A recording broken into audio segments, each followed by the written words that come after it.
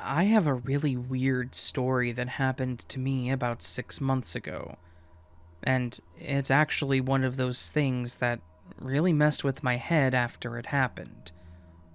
Like I said, this was around my birthday, which is in the first week of August. I just turned 18 last year, so I still live with my parents, as I've been finishing school and planning on my college. And my brother also lives with us. He's 22, and during the pandemic he lost his job, and his lease on his apartment also came up for renewal, so he decided that moving back home when he had the opportunity to do so was a good idea. The week of my birthday, we were planning a family dinner to celebrate, and we were going to have my grandma and my aunts come over. Basically, it was supposed to be a fun little get-together among close family, making the most of what we had and the day in general. My mom was making dinner, my grandma and my aunts were all in the living room talking, and my dad and siblings were out in the backyard. My mom then lets out a fairly large, "damn it," and naturally, thinking something was wrong, I walked in and asked if she was okay. She tells me to go get my brother, so I do. She then mentions to him that she had forgotten to get the candles for my cake. I tell her it's not really a big deal, that we don't need to do all that, and she insists, saying it's my last birthday as her little girl, and that this would be the last time she could ever do this for me. I wasn't going to fight it after that. She had her mind set on what she wanted to do, and that was it.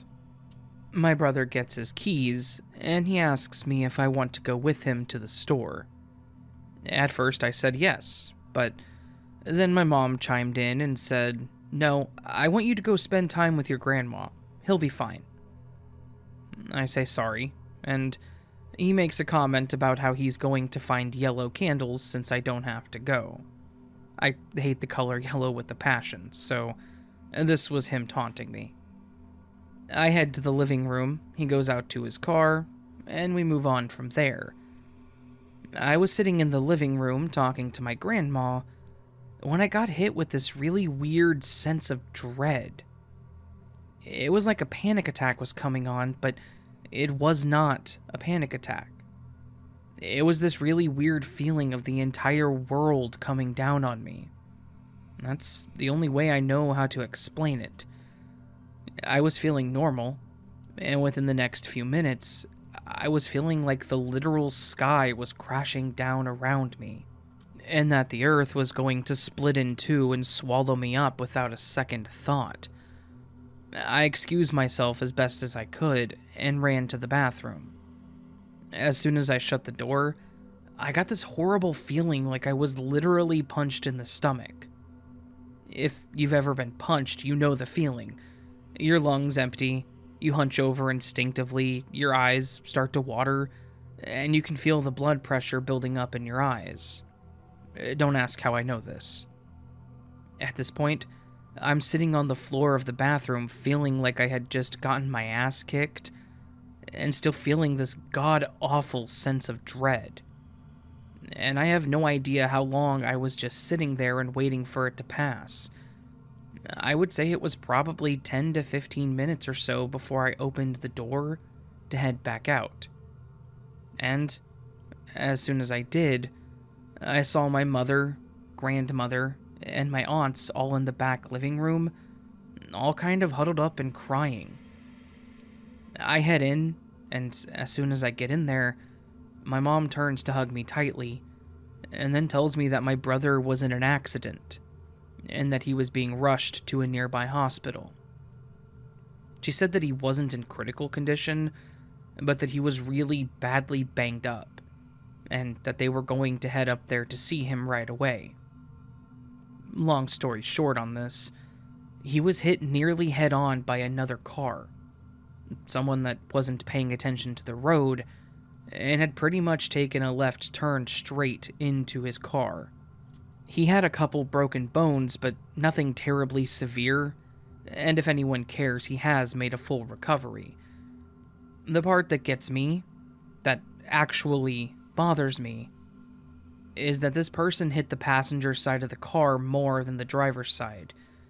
And based on what I saw of the car, if I had been in that seat, I would have most likely been severely injured or worse. And, based on the timeline of events, he most likely got hit around the same time I started feeling that horrible dread and the pain in my stomach. I know that this sounds really dumb to some people, but in my mind, I was supposed to be in that car. I'm not a huge believer in fate or destiny, but I feel like that was supposed to be my end. Somehow, my mom managed to intervene with what was supposed to happen, and told me that I had to stay. But because she changed what was supposed to happen, I ended up still feeling some of what had happened. Almost like I was still in the seat at that time, but it was out of place. I know that sounds really weird and maybe hard to understand, but I really do feel like I did some sort of weird quantum timeline shift and managed to get out of a fatal situation. However, the Matrix was a bit slow to update, and I still got to feel what I would have felt in the crash.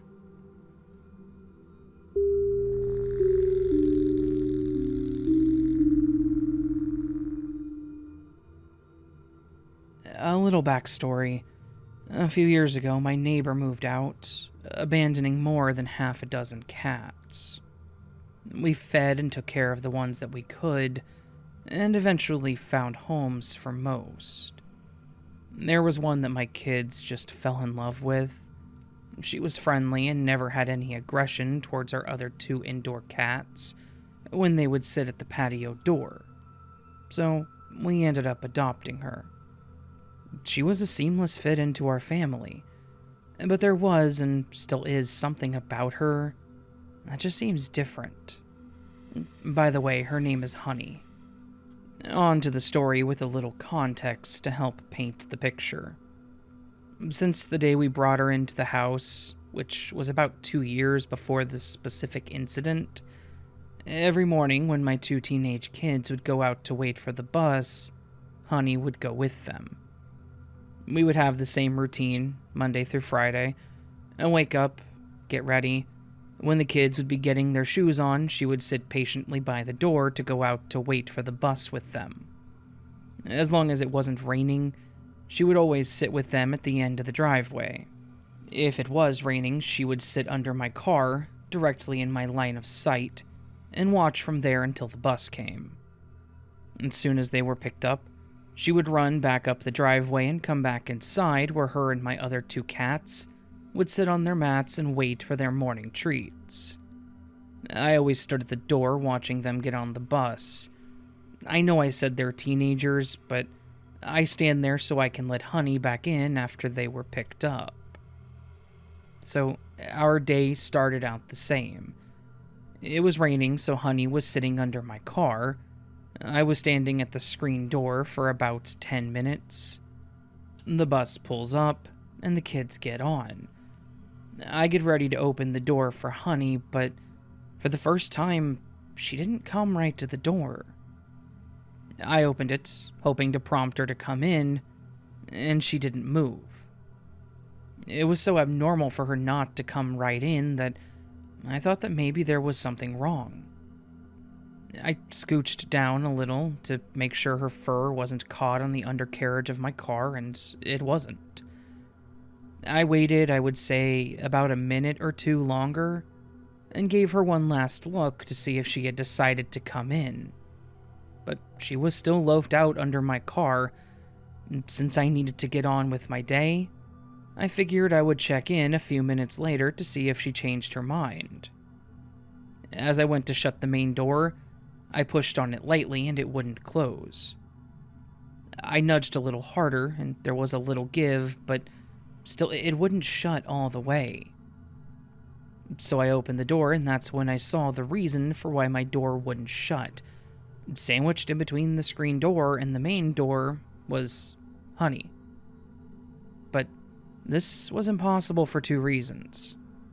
For one, I had just seen her still sitting under my car. For two, our screen door isn't all screen. I guess it may be considered more of a storm door, where the bottom part is metal and the top part has the option to slide a glass panel down to have the screen open on the top half. So, it's not like she ran through some hole in the screen and then got stuck. I pushed on the metal panel from both sides. If she'd somehow gotten through it with brute force, it would have been loud. And the metal part was solid. There was no way through it. And again, there was no way for her to get from under my car to in between the two doors in the 1 or 2 seconds between me looking at her one last time to me closing the main door. So, was this a glitch? After I stood there for probably way too long looking between my car and the door, trying to wrap my head around what just happened, I remembered that we had recently upgraded our home security cameras, and I could access all of it on my phone. I pulled up the part that I wanted and watched. First, my daughter walks out, then Honey and her behind my son. You can see Honey go under my car and then nothing. She never comes back out.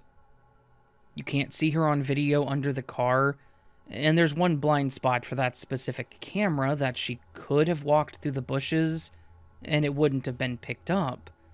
But that would mean that she would have had to have run through the bushes, around the house, to the back door, somehow gotten through a locked/closed door or window, and then gotten between the two doors in less than a second or two without me seeing her.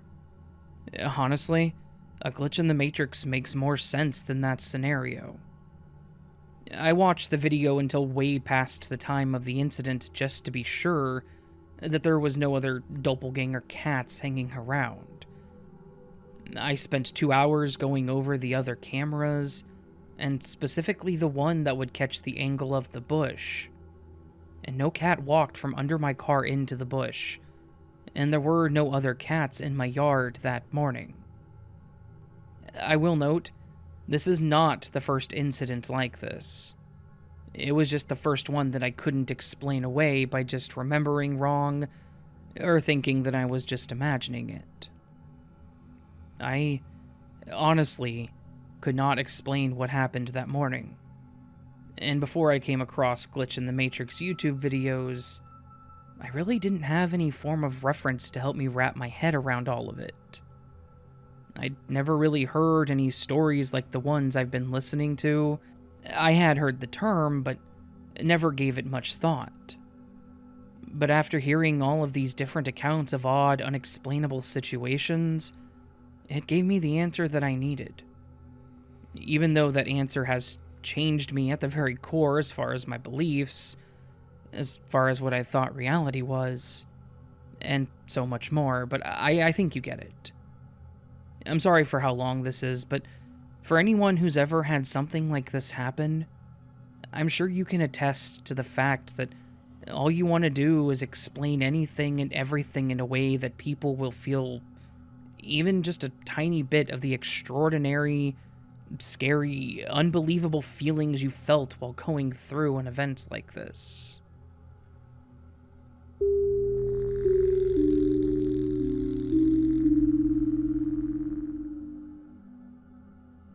While I experienced a time glitch at work last year in May of 2021, it was not my first time-related glitch in the Matrix. My first glitch related to time took place at the library at the University of California, Santa Barbara, during my first year of college. Note, this is a rather detailed composition of my experience.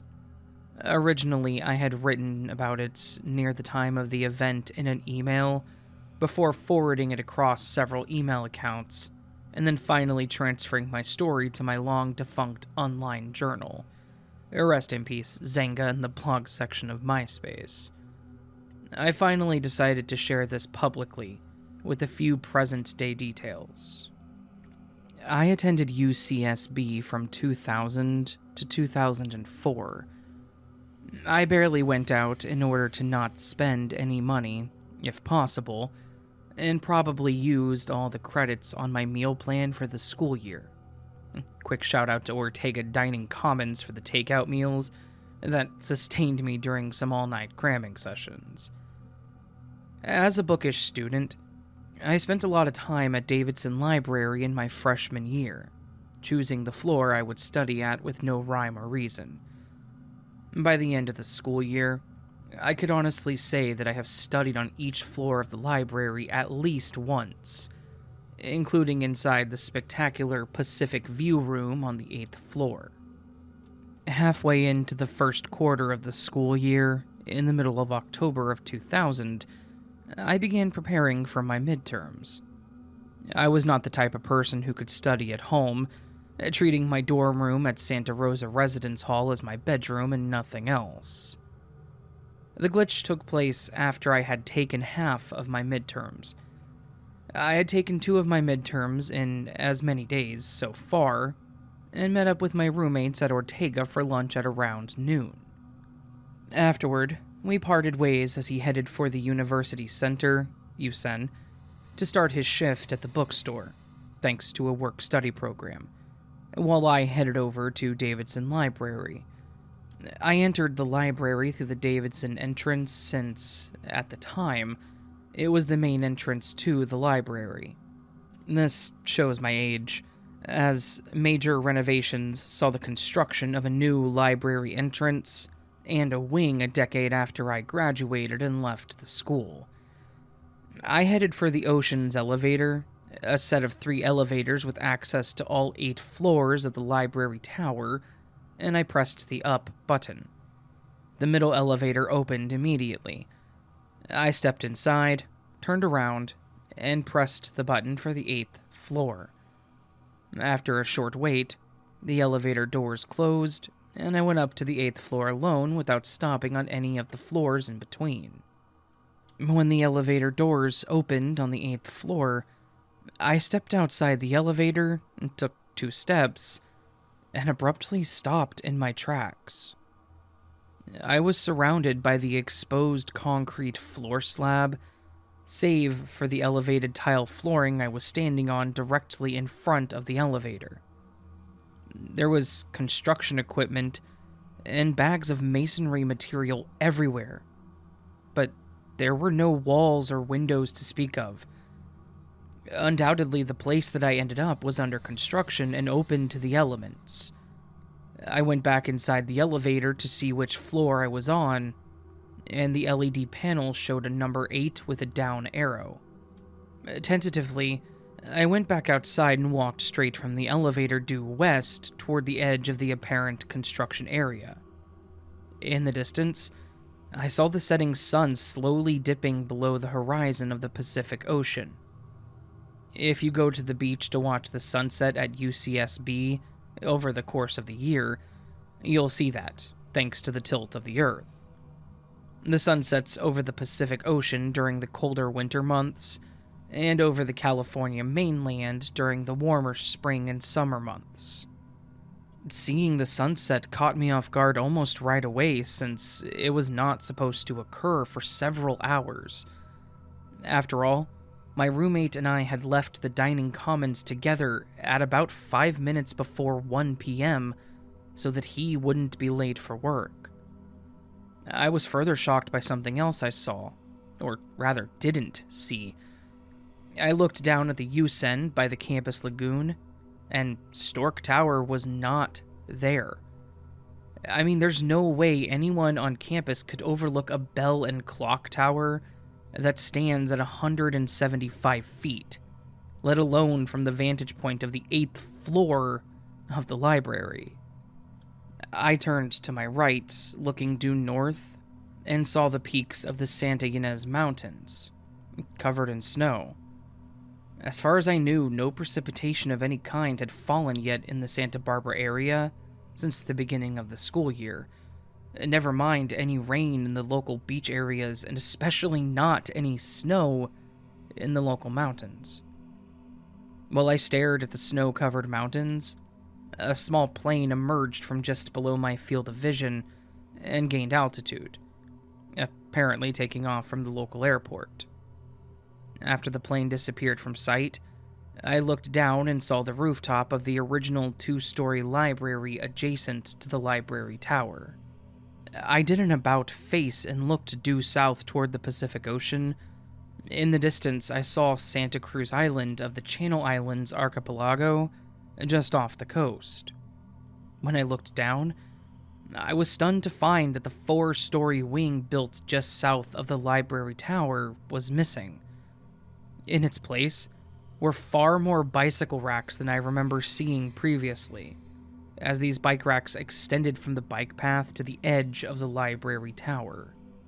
By the way, I had only been on the 8th floor for about 2 minutes so far, so I was somewhat surprised when I saw that the doors of the elevator I took were still open as I turned around. While taking all of this in, I snapped back to my purpose of being there at the library in the first place, and promptly headed due east for behind the elevators, where the Pacific View room should have been. Unfortunately, this area was also under construction. I looked over this edge of the concrete floor slab, and I saw Webb Hall below. Given the distance between the library and Webb Hall, another building could very well fit in the open space. I looked up, and in the distance, I saw the Mesa, an expansive neighborhood in the city of Santa Barbara. UCSB is technically in the city of Goleta, but that's a story for another time. The neighborhood diverted my attention for something I was not expecting to see: streetlights. The apparent sunset meant that the streetlights were slowly turning on throughout the city as it became evening.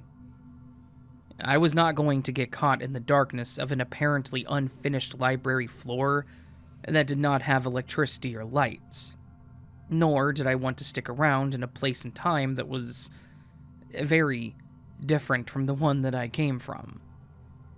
I headed for the elevator that I took, since the doors were still open, and pressed the 1 button. The doors promptly closed, and I headed back downstairs. As I made my way down, I had come to the disconcerting conclusion that some way, somehow, I went back in time. It wasn't just an abrupt change in time of day either.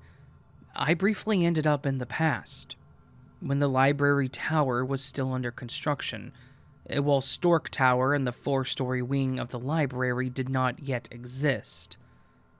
When I reached the first floor, I stepped outside the elevator and looked to my right. I saw the long passageway connecting the library tower to the original library. Adjacent to the elevators were several payphones, as well as a dorm phone. My roommate and I opted to not get a landline for our dorm, since we had cell phones anyway. I turned to my left and walked towards the entrance that I had just walked through mere minutes ago. To my enormous relief, I saw the current serials section, which houses printed magazines, journals, and newspapers, and is located on the lower level of the first floor of the 4-story wing. Next to the entrance of this section is a staircase leading to the ethnic and gender studies section on the 2nd floor of the same wing. There were lots of people on the staircase going in both directions as I headed for the exit. I looked through the glass doors and realized that not only was I back in the present time, but also the same time of day as when I arrived there, just 5 minutes ago. As I stepped outside the library, soaring between Gervitz Hall and the music library was Stork Tower. I walked toward the tower and paused upon arriving at the entrance of the music library. I continued looking up at the Stork Tower, still pondering what I had seen while up in the library tower. I went inside the Yusen, found a table outside of a cafe, and studied for my 3rd midterm until 5 p.m. when my roommate got off work at the bookstore. He was surprised to see me, of course. Over dinner, back at the Ortega, I told him everything that I had experienced just after lunch that day. He was skeptical, but he ultimately believed me, especially because he felt that my earnest recollection of that day's events over the years, we still keep in touch to this day, was the only time that he had ever sensed fear in me. This was the one and only such event that I ever experienced during my time at UCSB. I've been to the 8th floor of the library tower countless times since, until I graduated, but I never went back in time again. I've taken my roommate and our friends there. I've taken my family there when my sister was exploring colleges. She ended up going to UCSC. She'd rather be a banana slug than a gaucho, I guess. I've taken classmates and even a girlfriend there. Sadly, I was not able to replicate my experience of going back in time with any of them. During the elevator rides to the 8th floor, I would secretly hope that the doors would open to a construction site with random but prominent features from the university's skyline missing in all directions, only to be disappointed upon seeing the scale model of the university as soon as the elevator doors opened on the 8th floor, and, ultimately, a long ago fully built library floor with a spectacular view of the Pacific Ocean, each and every time.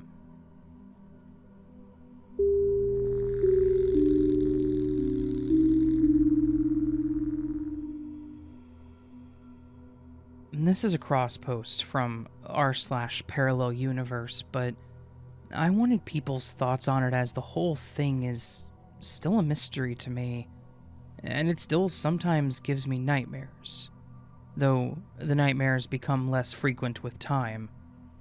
Also, I'm going to add in a couple small details that weren't in the story of the original post, because a couple of people asked on the original, and I can see why it would be relevant information to have immediately available in the post itself. Back in the summer of 2011, I was 19 and had relocated my living situation for a few weeks while I was in between apartments. It's a long story on its own. Due to my relocation, I was pretty far from my work and I'd have to drive about an hour south on the Highway 45. At the time, I worked in Spring, Texas, and I could get away with a lot of stuff because we were too short-staffed, and I was one of the more experienced on our night crew. On my first shift having to drive to work from this new area, I ended up getting a bit turned around and lost. I was driving on what I thought had been the highway, but after a bend it suddenly transitioned into a single-lane road, and then further down the transition to just a dirt road. Ever since it stopped being a highway, there were no areas to turn off. I left my place at around 7 p.m. to arrive at work by 8 p.m. for my shift. This happened around the midway point of the distance, so even though I didn't check the time when it happened, it would be a fair estimate to say the sudden change in environment happened at approximately 7:30 p.m. Thinking this was really strange, as I'd been up and down 45 a million times, and I never saw anything like this, I figured I would just drive until I reached a rest stop, or something, to check my location on GPS and turn around at. It got to be a little uneasy when I went a full 20 minutes without a single spot to stop at or turn into, and without seeing a single other car. I saw a bridge coming up and thought, okay, surely there'll be somewhere to turn around up wherever this bridge leads. Then, I saw it. You are now entering Atascotia. At this point, I was already going to be super late for work no matter what, and I figured I would just send my boss a text and all would be fine. No signal. Thinking, what the hell, I'm gonna get in trouble anyways. May as well check out this place for a few minutes and see where I ended up. It was very unsettling. The town looked like it had to have been abandoned for decades, buildings all around looking to be falling apart and in terrible disrepair. Not a single building had a light on, and there were no cars or people anywhere in sight. The roads were a mix of some dirt roads and some normal roads in varying states of disrepair. Hell, I didn't even see animals anywhere as I drove through. I could tell as I drove that this town was essentially an island. Every direction seemed to have a beach and a bridge that connected it to land. At least from what I was able to see as I drove around a higher elevated area. After about a half an hour of driving, unable to find any signs of life, I managed to find my way back to the bridge that I came in on, and I got the hell out of there. When I got to work about 2 hours late, my boss called me back into his office to have a chat. I'd been working there since I was 16 and have never been so much as a single minute late, so he was willing to hear me out. I told him the honest truth of what happened, and he seemed increasingly concerned as my story went on. He and another coworker looked on a map out of curiosity, since they'd never known of any abandoned towns in the area. And they found some place called Atascocita, and they just assumed I'd misread the sign. But when they opened the Google Street View, Atascocita was nothing like the town that I'd seen. The only thing they had in common was a sort of similar name, and one bridge that connected it from across a lake. But the town I was in was surrounded by water and had bridges connecting it on each end. I'm only in contact with one coworker who was at work that day, and he's convinced I somehow got a bustling old-style town like Atascocita somehow confused with the long-abandoned ghost town, even though they had nothing in common, just because we couldn't find any Atascocia on the map. 2 years after, when I went back to live in Spring for a little while, I did try finding Atascocia again, this time with the intent of filming while there to prove that it existed.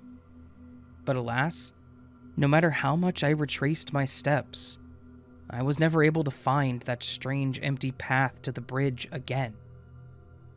As a little end note, I'm typically not super comfortable sharing this story with many people, because for obvious reasons, lots of people would probably think I'm crazy, because I'm adamant that I was in a town that no one can seemingly find any evidence of ever having existed. From the few people who I have told over the years, I've gotten answers like slipping somewhere in time, that I entered some kind of spirit world or something, that I slipped into an alternate reality, and the most common was that I fell asleep on the highway.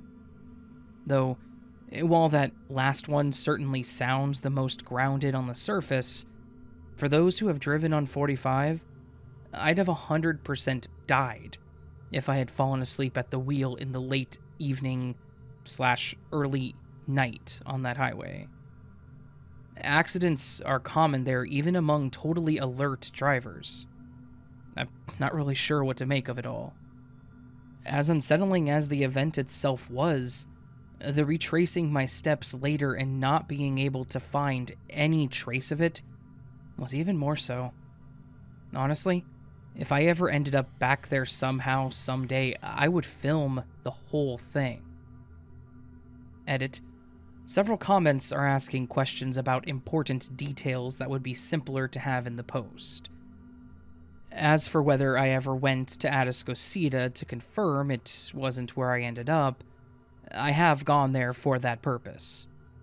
Atascocita is in a completely different direction from where I'd been driving when all the weirdness happened, but I still wanted to check it out for my own confirmation.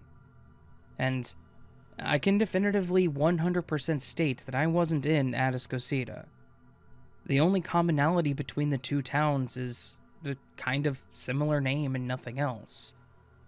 As for if there were any street signs or traffic lights or recognizable brands like a Walmart being present or something, There were street signs, though sadly I no longer recall any of the road names. There were street lights that weren't working scattered throughout. I did see buildings that looked like they were gas stations and grocery stores, but none of them had a name on the building. I generally assume this is just from the passage of time. To clarify on a point in the post, the town was in major disrepair. Many buildings had parts of them that were just straight up falling apart or collapsed, and some buildings looked to have mild damage on some walls or the rooftops. As for the style of architecture to help everyone have a clearer picture, it was really tough to tell due to the state of the buildings. But the closest approximation I could use is Greek Revival architecture. The designs seemed mostly basic and simple, though there were a handful of buildings that had asymmetrical designs. It's hard to say if this was a result of the building falling apart, or if it was intentional design.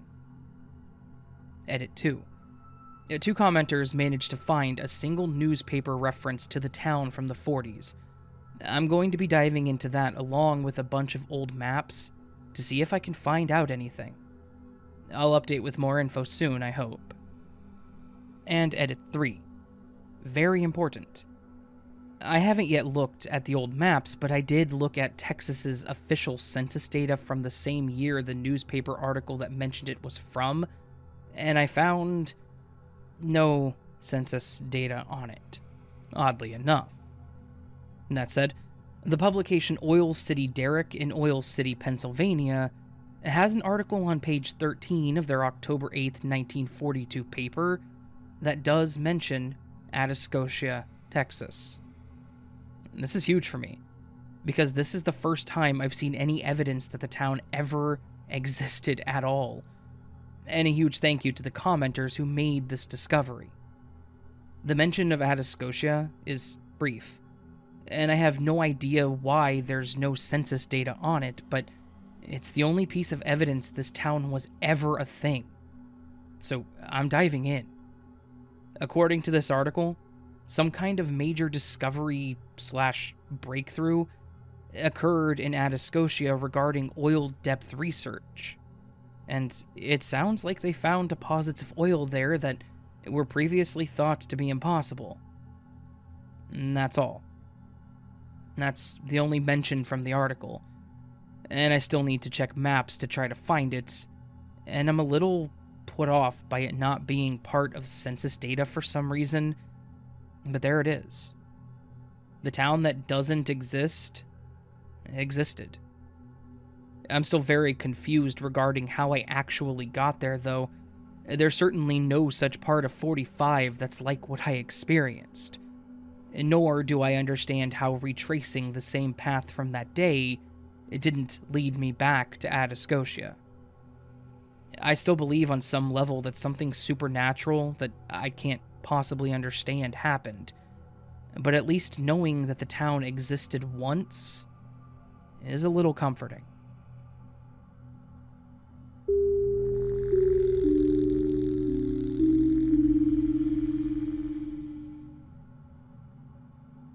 I'll try not to be long-winded, but I need to provide a little backstory, so please be patient. I was an opiate/heroin addict for about 6 to 7 years between 2008 and 2014. In October of 2014, I'd finally had enough and decided to check myself into the inpatient psychiatric unit at my local hospital so that I could detox myself quickly over about 3 to 5 days instead of having to go into another long-term addiction treatment center, which was usually about 30 to 60 days.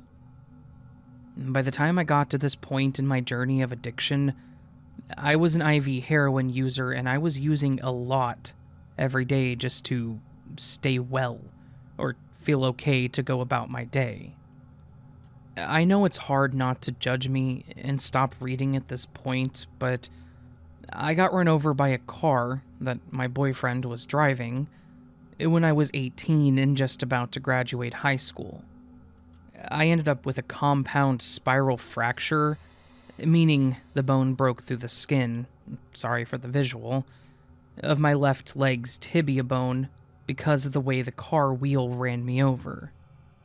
Doctors put a titanium rod through the bone marrow, and they used 4 screws to keep it in place. 2 by my knee and 2 at my ankle. I was given a morphine drip plus 80 milligrams of OxyContin and Vicodin to take home. No cast. Just crutches and a few stitches after the drain was removed. And doctors told me nothing about the possibility of abuse or the risk of addiction with those medications. I was basically still a child, so of course I got hooked. Fast forward from 2007 now. It was 2014, and fentanyl was just starting to break through nationwide, and reports of overdoses skyrocketed around that time because it was getting mixed in with heroin. I live in Maryland, so I was getting my heroin from the deepest and shadiest parts of Baltimore City and dealing with some fairly high-level gangs. My dealer would often offer testers to me because I was a really good customer. The heroin that I bought from him always came in what was called caps, which were just emptied out and refilled reused vitamin capsules so the dealers could mix their product with other stuff and make more money. When my dealer offered me testers, I always took them, because it meant they were trying out a new, better product and, well, they were free. Free for an addict is like gold. On the day that I decided to go into detox, I went down to the city to pick up my last hurrah, so I could get high one last time right before going into detox.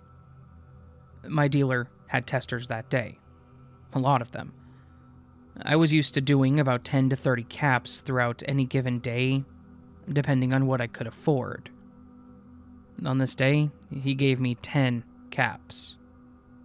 So, I went straight into the emergency room prepared to use their restroom to get high one last time, and then check myself in. I did all 10 caps at once, though. I don't remember what happened after that.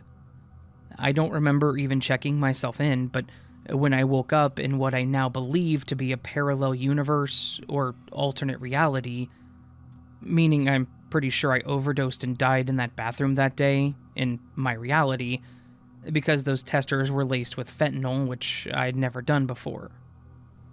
I was sitting in a detox chair with IV fluids when the blackness faded. The person next to me was already talking to me when I opened my eyes and, quote-unquote, woke up. Like he was literally mid-sentence. When I looked over at him and said, "What?" he repeated himself, and I asked again, "No, what are you talking about?" Long story short, I felt like I had just been asleep because things went completely black for me after I used those 10 caps. But I eventually learned from my detox neighbor that he and I had been talking for at least an hour off and on, and that I never fell asleep once. He said he would have noticed because we talked to each other to keep our minds off the upcoming withdrawals. I had no memory of any conversations that we'd had, and I think he thought that I was just super high and didn't remember, but that is not, I repeat, not the case. Prior to that moment, I had an amazing memory.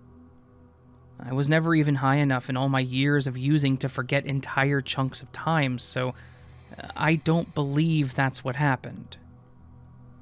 Anyway, moving on now to why I believe I shifted. And mind you, I'm finally sharing this because it's been ruminating in my mind since October of 2014. I walked into that emergency room completely addicted, mentally and physically, to not only IV heroin but the entire process of using. And I also smoked about a pack of cigarettes per day, probably more. I was also clearly addicted to nicotine. When I woke up, I went through very short physical heroin withdrawals. Mentally, I didn't even understand why I ever wanted heroin in the first place. I also completely stopped smoking cigarettes from that moment on. I completely stopped wanting them and still to this day find them absolutely disgusting. I don't know if that means the me from this reality was less of an addict of heroin or even nicotine, or if I'm just crazy. But I feel like it's the former. I got straight A's in high school and graduated with honors even after my accident, so I assure you I am an intelligent, sane human being who is now a full-grown, 32-year-old adult. So immediately things felt off, and they felt off ever since. I, the me from the other reality, remember things that none of my family members remember. In fact, it became a running joke that I have a bad memory, but I have an amazing memory. I'm just remembering things that didn't happen in this reality. Another small example I can think of is that the boyfriend that I mentioned who ran me over, in my reality, my parents were furious with him and demanded that we break up even though it was an accident on his part. In this reality, my parents don't blame him, and talks of us breaking up was never mentioned. Then he overdosed and died. But here's the thing, yes, it's entirely possible that he just did too much, or whatever he used was also laced with fentanyl, even though it wasn't found in my toxicology report. But the boyfriend from my reality never would have done too much. He was terrified of using too much, so much so that he was one of the only few addicts I've ever known who had never once overdosed. Most addicts will overdose and then someone calls 911 and saves them. Many still die too, I know, but this just never sat right with me. Then his friends, who were my closest friends too, and I had a weird falling out, arguing over memories that I had, and they once again did not. We still don't talk about it to this day, and they were my boys in high school. My boyfriend and I had been dating for 11 years by the time he died, so his friends were like brothers to me, in my reality at least. And in my reality, those guys would have never left my side if my boyfriend died. They would have constantly checked in, made sure it was safe, etc. But in this reality, it seemed like we were never even that close. Again, maybe I misread things all of those years, but I doubt it. And there's at least a dozen more standout occurrences over the years, but this is long enough, and I do applaud you if you're still reading. Anyways, I wanted to get this off my chest and share it. Who knows? Maybe someone will have some insight into this. Or maybe I'll get called crazy. But yeah, that's the gist of it. Things in this world feel very unsettled for me since then. And I can't shake the feeling that I'm somehow in the wrong body, and I hate it.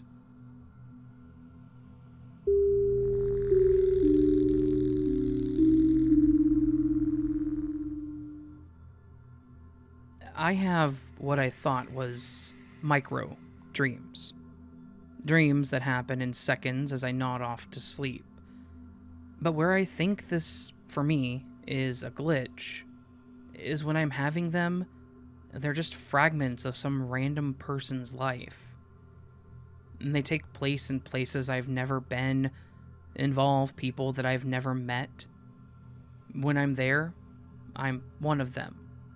And that world is real. I know what that person does, and I have no knowledge of me in this world.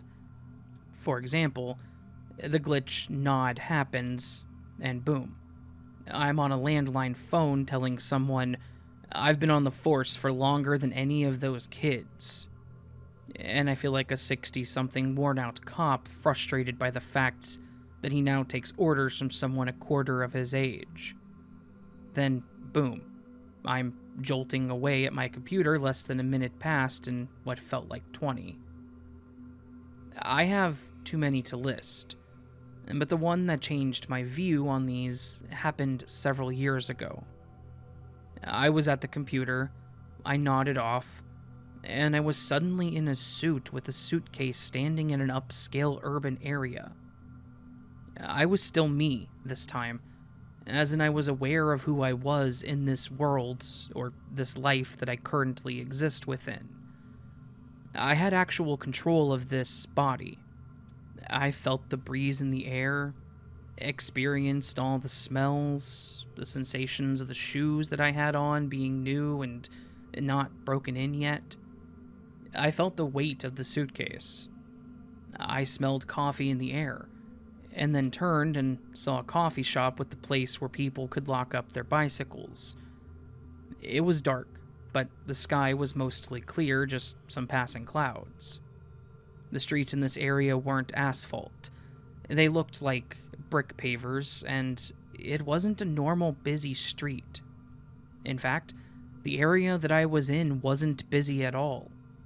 I didn't see anyone else, but I could hear the traffic not far away. It was just after 10:30, almost 10:40. He was wearing a non-digital watch. The ground was slightly wet, like it had rained earlier that day. I was standing near a bus stop. I was taking in everything as I looked around, trying to record this all to memory. Then I started to feel like I was becoming this person. I somehow knew I worked at the building that I was standing by. To my right, there was a tall skyscraper. It was modern looking, but had very distinct architecture. I was so amazed by how clear everything was, and how vivid the colors were. Like watching an HD movie after years of only watching VHS ones. I looked up at the moon, just emerging from thinning clouds. It was the moon right before a full moon that almost looks full. I was so amazed by how clearly I could see it. I realized that this body I was in had really good eyesight. Mine in this world needs glasses to see anything more than 3 foot away. Well, I jolted back to sitting at my PC. I said, I've got this fresh in my head, and I went on to Google Earth looking for this place to see if it was real or not. But then how do I find it? I knew it was within the US, because all the signs were in English and were clearly familiar to me being an American. It was just after 10:40 as well, so it was likely in the same time zone. I searched for 2 hours, and I found the exact place. I dropped into Street View, and a chill went through me like a million volts. Everything was there. The bus stop, the coffee shop, the bike racks, the building. I didn't know what to think. It was late, so I saved the spot on my Google Earth and went to bed. I wish I could share the exact location, but that computer crashed over a year ago, and I have since changed my Facebook that I originally posted the information to as a record. I just spent an hour looking for it again at work.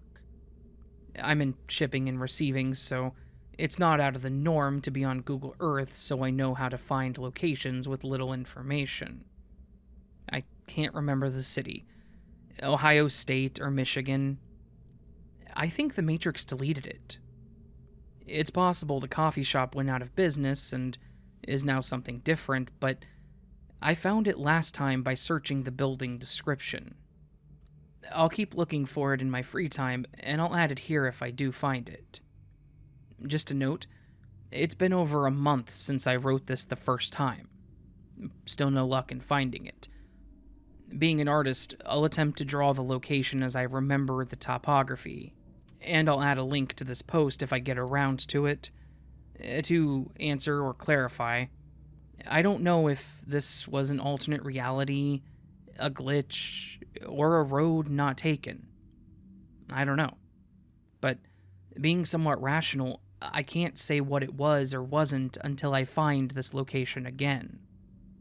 Until that point, it's just another question mark that makes me the strange guy that I am. The brain is an amazing thing. I think people overlook this fact when in relation to glitches and quantum immortality experiences. Are we shifting realities? Or are we all dreaming or creating realities within our mind? These micro dream glitches I get scream at me that something else is going on. Because when I'm in these experiences, I usually have no knowledge of this world. Or, in case of experiences like this one, when I was aware of this world, it felt like the dream in that one was real. I was asked why I care so much about the nature of reality if I can't change anything. I said, because if this is a simulation or dream of a higher dimensional version of myself, I want it to know that I know. And I want better for humanity than for it to just be an entertainment or an experiment. We are people that love, create, suffering when we don't have to, and we deserve better.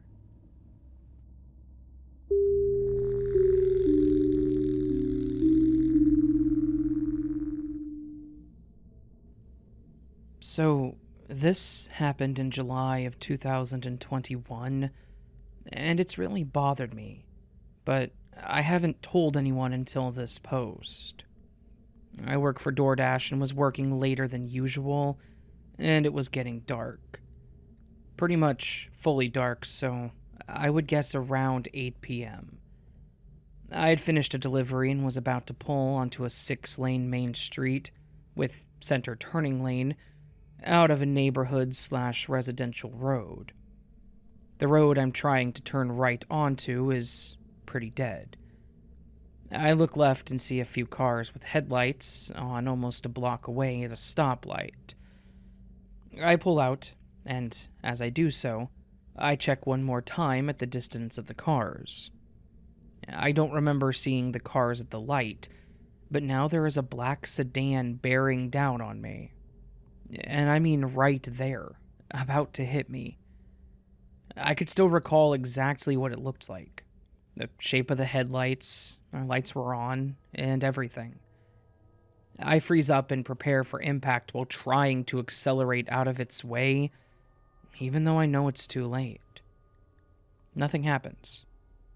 I look in all mirrors, turn and look behind me, and only see the other cars I had seen before now approaching but still at a distance. I end for the night, and I head home completely shaken. There's no way I could have dodged that car, and it turned the corner onto the road I was on without hitting me. This is the only way I can explain it vanishing, but it makes no sense. At the speed I was going, at least 40 miles per hour, the speed limit on that road, it would have had to have slammed its brakes, but I also heard nothing. I had this eerie feeling as I drove home that I was dead. I could not shake it for weeks. Now, at this point, I'm sure that I'm not a ghost, but I still cannot let go of the feeling that something is off. Maybe I glitched into a reality where I died or was badly injured. T-boned on the driver's side at 40 miles per hour would not be good, I imagine. And then glitched either back, or maybe I ended up in a different reality from the one that I started in. I feel crazy just saying that, but I just know even now that something is not the same since then. Some things in my life are different since then too. I don't want to make this too long, but here's a short description of a few of the things that stand out to me. My significant other's stepmother hates me. She was really friendly before, but just kinda snobby. She's a rich person. But since then, she's always hostile when we visit, making rude or snide remarks and or giving me the cold shoulder the whole time. My best friend is really distant. She suddenly stopped reaching out to me, and when I reach out to her, she only replies with a few words and then stops. We used to chat for hours almost every day before that. I tried getting to the bottom of it, and she keeps referring to falling out and drifting apart, like it's something that happened over a long period of time. I don't want to weird her out with too many questions, but I just don't recall that. To me, it seemed like she suddenly went longer than usual without talking to me. I'm slowly rebuilding our relationship, but I'm still not sure what from. I'm less anxious about sex. I experienced abuse as a child and adolescent that left me afraid of sex. Suddenly, I'm just able to do it and enjoy it far easier with my significant other than before. We rarely did, barely once a month before this, and now I can do it much more regularly without the difficult mental struggle that came before. I can still recall the trauma, but it suddenly doesn't bother me now. My significant other even complained before about how little we had sex, but has never mentioned being glad that we do it more frequently now or anything. Just seems like that's how it is. There's Facebook memories that I don't remember. So sometimes I'll scroll Facebook memories and I can remember most of them, or I can shrug them off and say, it seems like something I would have shared back then. But sometimes one will pop up that I cannot recall posting it at all. These are usually things I write out myself. What I was doing that day, or my feelings or something, which is not something I do much. But every week or so, I see one ranging from a year ago to 10 or more years ago. That just makes me think, why did I post that? I don't remember saying or feeling that way at all. That's not like me, etc. There are other small changes that are less important, but these ones I take note of every day. Thanks for reading my long post. I hope to hear people's ideas about what may be going on or what kind of glitch I may have experienced that I've struggled with.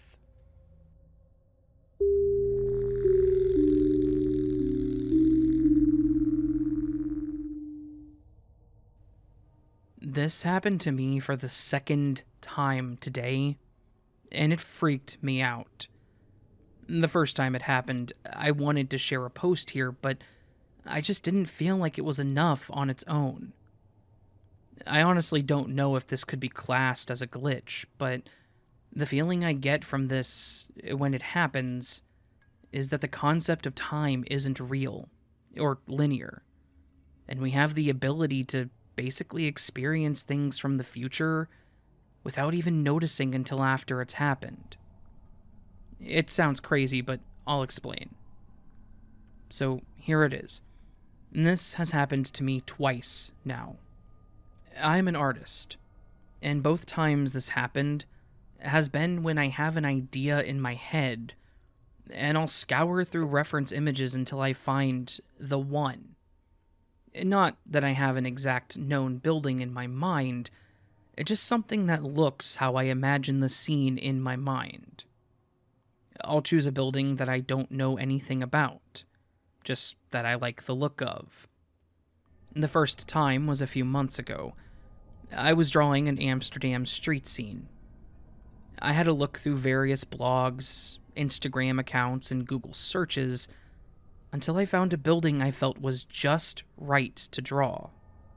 I started drawing it, and then went to make a coffee and have a quick break from drawing.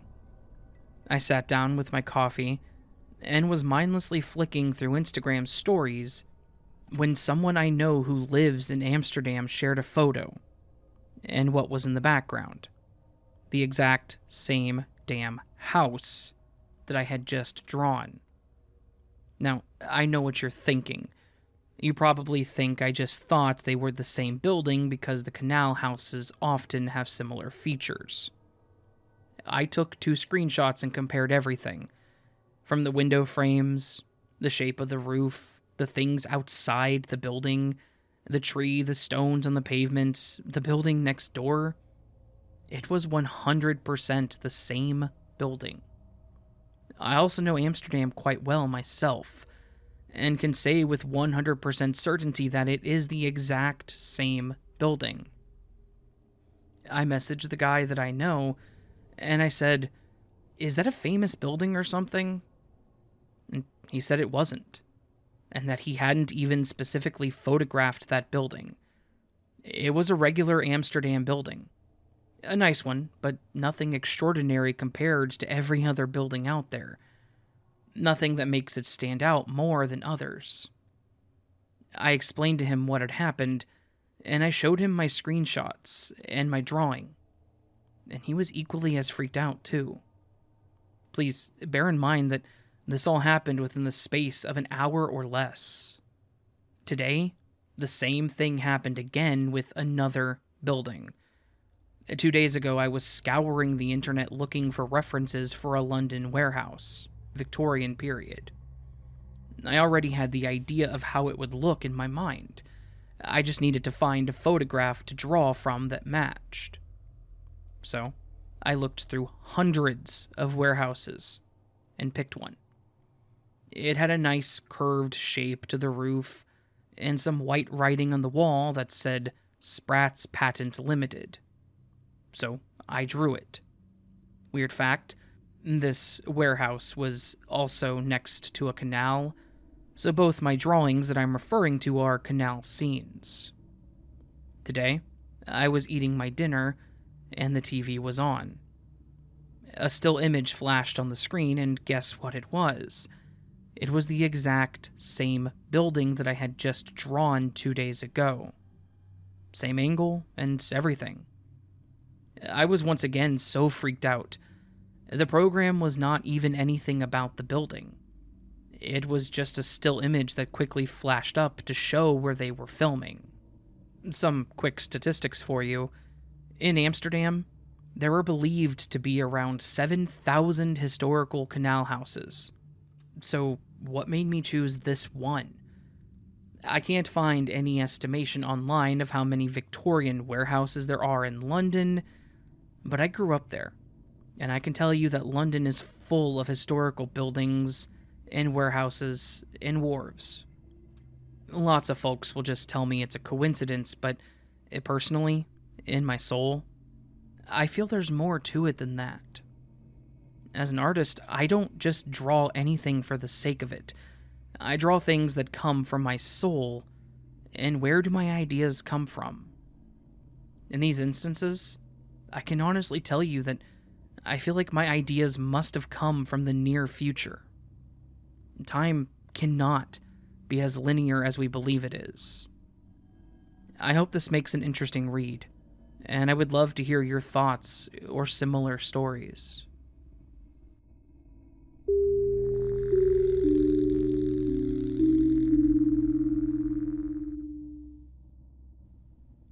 I run a custom trim shop / hardwood lumber yard.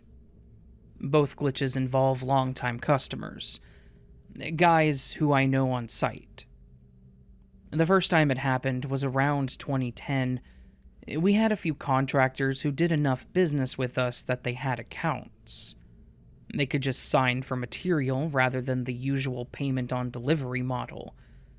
I'm not saying all contractors are shady, but there are a lot of fly-by-night guys who say they'll pay when the job is done, but you never hear from them again. I get that not everyone has the capital to lay out for material, but I've been burned enough to know the difference between an established business and the cash-on-delivery guys. Anyway, we'll call this customer Mr. C. One day, Mr. C comes in and his left hand is heavily bandaged. Obviously, I ask what happened. Mr. C was cutting a piece of plywood on a table saw by himself. Halfway through, it started to fall off the table. He put his hand down to push it back onto the table, and he sliced the top of his middle finger, half of his ring finger, and all of his pinky finger off. We talked about it and agreed how table saws are the most dangerous tools. I actually know more guys who've been injured from nail guns, but I was being sympathetic. Anyway, I didn't see Mr. C for 5 or 6 weeks. I saw he had an order ready for pickup one day, and I made sure that I was in the shop. I wanted to say hi and check on how he was holding up after his accident. When I walked up to the loading dock, Mr. C and one of our employees were loading red oak baseboards into his box van. Mr. C was using both hands. Both fully fingered hands. I didn't say anything. I just helped them load the material into the van and made sure the paperwork was in order. After he pulled out, I said something to my employee about how I thought Mr. C had cut his fingers from his left hand. My employee just looked at me weird and said he didn't know what I was talking about. This employee knew about Mr. C's accident.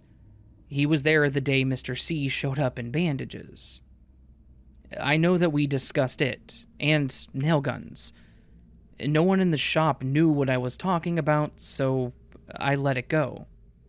Mr. C officially retired a few years ago with all of his fingers. My second glitch actually had a witness. July of 2018, I was eating lunch in the break room with one of our older employees. We weren't talking, just eating our microwaved leftovers and staring at our phones. He grunts and says, "Oh, Mr. K died." I was taken aback and he shows me the obituary. Mr. K had been killed in an automobile accident the previous weekend. Arrangements were scheduled at the local funeral home on Friday. I felt bad that I couldn't go to the calling hours.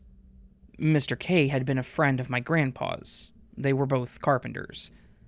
My kid had friends coming for a sleepover that night, and I wasn't going to cancel it to go to calling hours for a guy that I really didn't know. My dad was going anyway, so our family was still represented. Fast forward to January of 2019, that same employee walks into the office and says he has a customer that requires my assistance.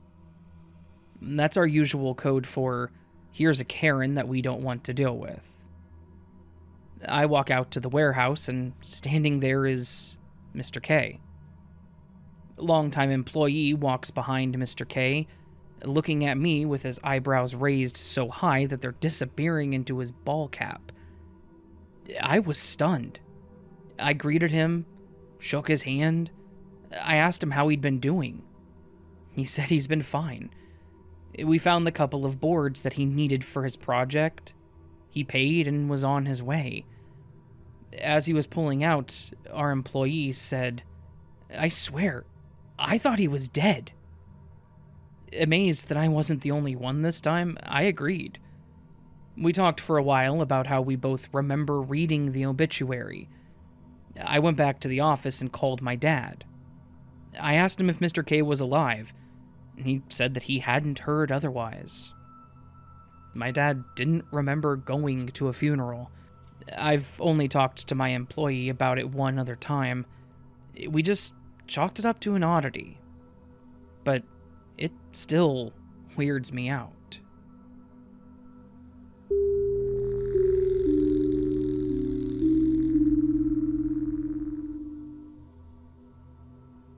I'll try to explain this the best that I can. It sounds inexplicable. This has never made sense to me, and I think about it on occasion because I could never figure it out. It happened about 10 years ago. I don't want to say where I actually was, but it was a Midwestern town. It bothers me because it doesn't make sense. I was driving through a city of around 200,000 people, and my parents lived there, and the exit to get to their house was the last one before you left the city, driving east to west. I missed the exit, and I didn't want to swerve at the last minute because there was traffic on the interstate. But then, I left the city, and anyone who lives in a Midwestern town knows that once you get past the last exit, you can go for miles before you even get a place that you can drive off on. So, basically, I figured I would just keep driving until I finally found a road to get off on and turn around. Anyways, I just kept driving. Then, I saw those big interstate signs that you see above you. But they were all rusted, without the signs. Just the posts. I thought maybe it was due to road construction. I thought that maybe I had missed a detour. But at this point, I was paying attention, because I needed to get around and turn back. But there weren't any places to turn around, so I just kept driving. It didn't make any sense because there weren't lights anymore, and the road was getting worn out, like it hadn't been paved in years. Then there were trees, like lots of pine trees. It didn't make sense. I was kind of starting to panic because I didn't know where I was. I was sure that I didn't take a different route. The road started to get really old and the trees were dense, which didn't make sense because this is a place with few trees. I slowed down because I was honestly scared and confused as to where I was. And I then saw some of those black and white roadblock signs just blocking the road. It did not make sense. Why would they be in the middle of the damn highway? They were just sitting there, blocking the actual interstate. I thought maybe I had gotten off the interstate, so I stopped in the middle of the road, thinking, okay, I'll just turn around. So I crossed the median and started to drive back. I felt lost, but I drove on the road and, without any turns, I came back and was on the damn same interstate. I don't get it. I turned off the exit and drove right to my parents' house. I was always on the same road, and I never turned off except for the exit. I asked my parents if there was some kind of road construction going on, and they said not that they knew of. I was very confused and really worried. I was so bothered by it. I kept thinking about how I was probably so aloof that it was just a mistake and I probably drove off in a different direction. When I left to go home a couple of days later, I wanted to make sure, so I went back on the exact same interstate and drove in the exact same direction. It was fine. There were no roadblocks, no trees, no nothing. I never turned off. I was always driving on the exact same road. That interstate was not the same place. I don't know, it bothers me to this day. I guess I wanted someone else's opinion as to what might have happened. P.S. I have no mental illness. I don't do drugs. I don't drink and drive. It was Sioux Falls, exit 29, on the west side of town, while I was traveling westbound on I-90. Sorry to keep adding, but I honestly believe that I was in a place that did not exist, or I wasn't supposed to be in. I can't think of any other explanation. It keeps going over my head over the years, and nothing else makes sense. I really don't know. It bothers me so much.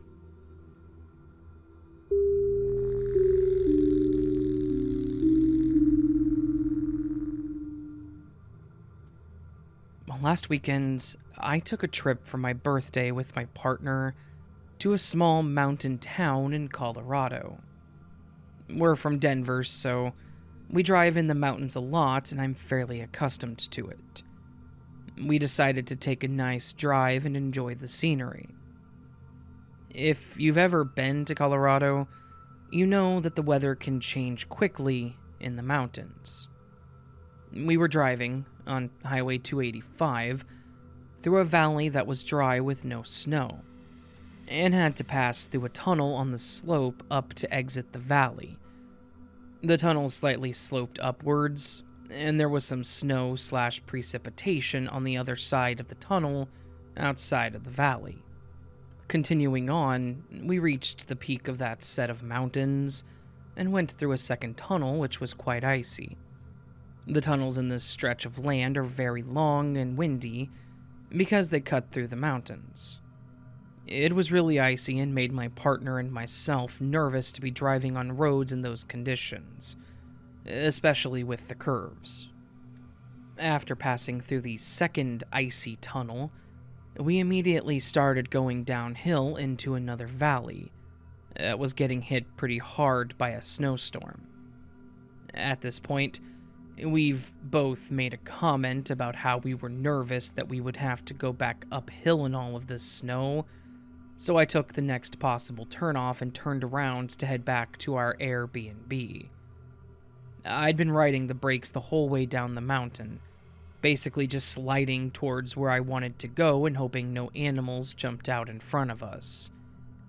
At this point, we'd probably driven about half a mile, all downhill, into the base of this valley. We ended up turning around in a ski area parking lot, so I know we were at the base of the valley because we were at the base of the ski lifts. Logically, we had driven downhill to get into the base of the valley, and both my partner and I have vivid memories of driving downhill and being notably nervous about backtracking in the snow. I turned our car around specifically because we were going downhill too much, and we were dreading the difficulties we might face going back up. However, here is where we experienced the glitch. After I turned around at the ski area parking lot, we headed back towards our Airbnb. We both were holding our breaths because the snow was heavy, roads were slick, and we were about to go up a slippery mountain. But I never had to take my foot off the brake. Again, while I rode the brakes the entire way into the valley before turning around, I rode my brakes the entire way back to the icy tunnel. When I say rode my brakes, I mean I had to literally pump my brakes to stop from sliding out on the steep, slippery mountainside. I didn't touch the gas pedal once. When we got to the icy tunnel, I knew that we had somehow gotten up the mountain by going downhill. We both audibly questioned if this was the correct tunnel. Did we go the wrong way? Was this the right tunnel? Had we been going downhill the whole time? No, really, we were going downhill. Why are we still going downhill? We both were absolutely shocked. There was no doubt that we went downhill in both directions. We both were so nervous about our circumstances because we were sliding down a mountain into a valley. We also turned around at a ski lift area, which are at the bases of the mountains. It had to be downhill to get there. But when we left the valley, we just slid back out on another downslope. Sure enough, a short distance later, we went through the first tunnel, and we're back in our original valley. We were at our Airbnb in no time, and most definitely did not take a wrong turn. Honestly, we were both pretty grateful for it, the glitch. It was a scary situation that came at us fast. We feared being stuck at the bottom of a snowy valley, but made it home easily on a glitch.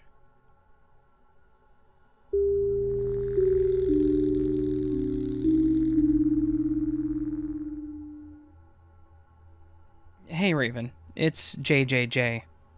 I decided to share this story because it's kind of been itching at me since I found these videos.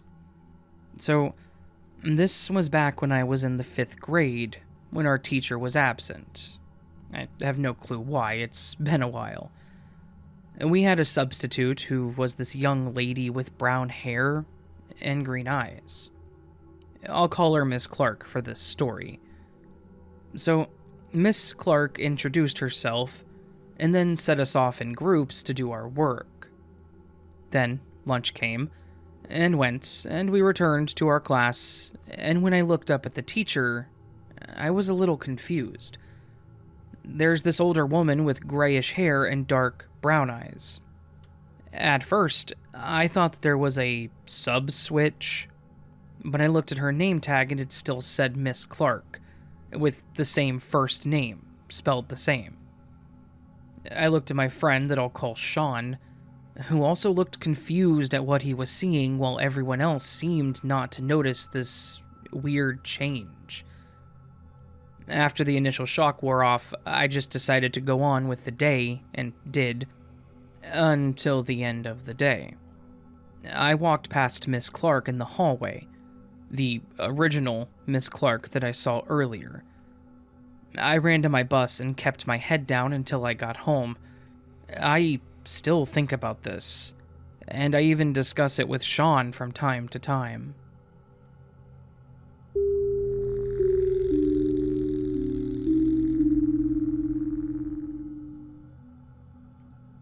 I'm a male in my early 60s, and the following occurrence happened about 20 years ago on a semi-rural road in northeast Ohio, about 5 miles northeast of the Akron-Canton airport. My wife and I were taking a casual Sunday afternoon ride on the Harleys when we turned onto a 1.5-mile long stretch of road heading north away from the airport.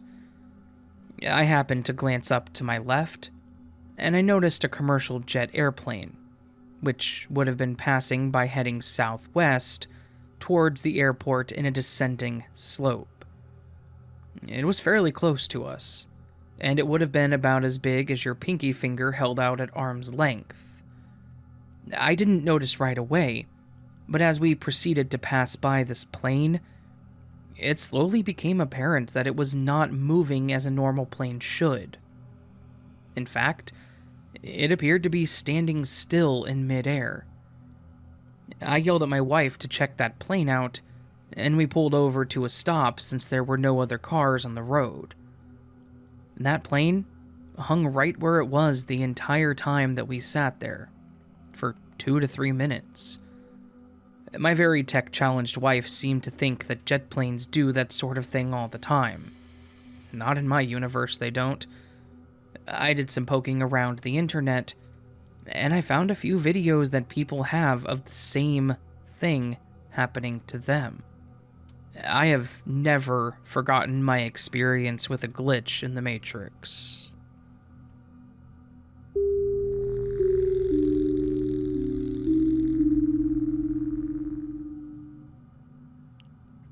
I was on a French exchange when I was 12 years old, and I dreamed of a place that seemed important at the time, if you know what I mean. It was stylized, but when I moved continents at 30 and started working at a large software company in the Pacific Northwest, I'd never even visited the US before, the campus was instantly recognizable.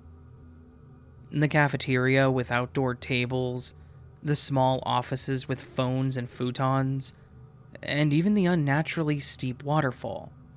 It turned out that it was because it was unnatural. Who would have guessed? And made it unmistakable. Even my office mate, a Mormon, had that same puzzled feeling that I had, and said that even though it wasn't in accordance with Mormon doctrine, he was sure we had met somewhere before, and that I was exactly where I should be right now. Assuming it's not just some fantastically wild coincidence, the alternative is even more disturbing. The site had not been built when I was 12. It simply didn't exist. In the series of events that led me there, initially, that was the last company that I wanted to work for, were an incredible series of coincidences and spontaneous decisions. So, if this were the case, where does that leave free will? If I was going to be there to the extent of some kind of future memory, how much actual choice did I have in those intervening 30 years, if it all led here? Have we already made all the choices, and this is just us watching them play out like reading a book after you've written it?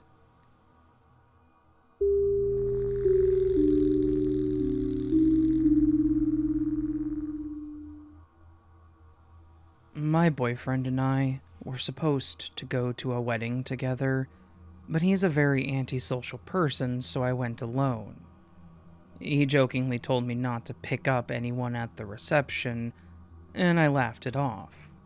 Why would something like that happen? It turned out, at the party, I was standing next to a very engaging guy who started to flirt with me. We had a great deal in common, and we ended up sitting at the bride and groom's table together. I was having a really great time, and was feeling a little guilty about how much I was enjoying the company of this guy. However, at one point, I decided to excuse myself to go to the bathroom. I pushed my chair back, and he reached out his arm to steady me, and my hand went to his shoulder. As I did that, just as you would see in the movies with memories, I literally saw my entire life flash before my eyes, with he and I in it. I saw us fall in love, marry, have children, face separation, divorce, everything. It happened at a rapid speed, yet I could feel every emotion of every moment. I removed my hand from his shoulder, and he looked at me and smiled. No time had passed during that flashback. No one seemed to notice but me. Needless to say, I was absolutely confused.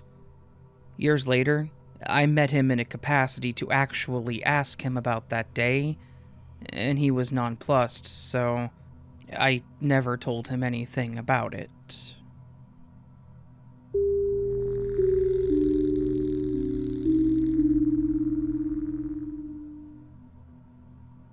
A few years ago, I lived in a cul-de-sac in a small, safe suburb. The kind where you're passively friendly with your neighbors. Across from my house was a little red house where lived a man in his late 30s, Ron, his wife, and their 2 young children. Our children would play together in the street, we would exchange favors and Christmas cards, etc., and so our families were somewhat close. In the blue house beside them lived Ron's parents, which I always thought was nice that they could see each other often. One early summer evening, while still fully light out, the weather was nice, so I was out on my front porch to relax for a moment. I see Ron walking out of his parents' blue house, telling them goodbye. He's carrying a gallon of milk in his left hand. No bag, just the milk. I thought, how convenient that he can borrow milk from his parents next door instead of having to just go buy it. I didn't call out to him as I figured he was busy. He walked into his little red house and shut the door. Maybe a minute later, Ron's car pulls up into the driveway. I thought nothing of it until, to my surprise, Ron himself gets out of the car. In his left hand, he's holding a yellow plastic grocery bag that I recognize as being from the corner store up the block. The bag is transparent so I can see inside. A gallon of milk. Being confused, I again decided not to call out to him. He again walked into his little red house and shut the door behind him. I imagine at home his wife had asked him to go get milk, and through some strange glitch, he did. Twice. In 2 different ways. I wonder if that evening his wife found 2 gallons of milk in the kitchen.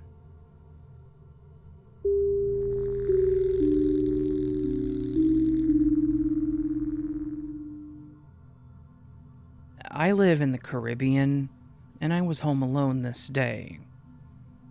Consider an L-shaped space facing the other way. I was sitting in the kitchen table, and just off of that space you can see right out to the drying yard, where we hang sheets and laundry sometimes to save on the light bill. The room before that is the laundry room.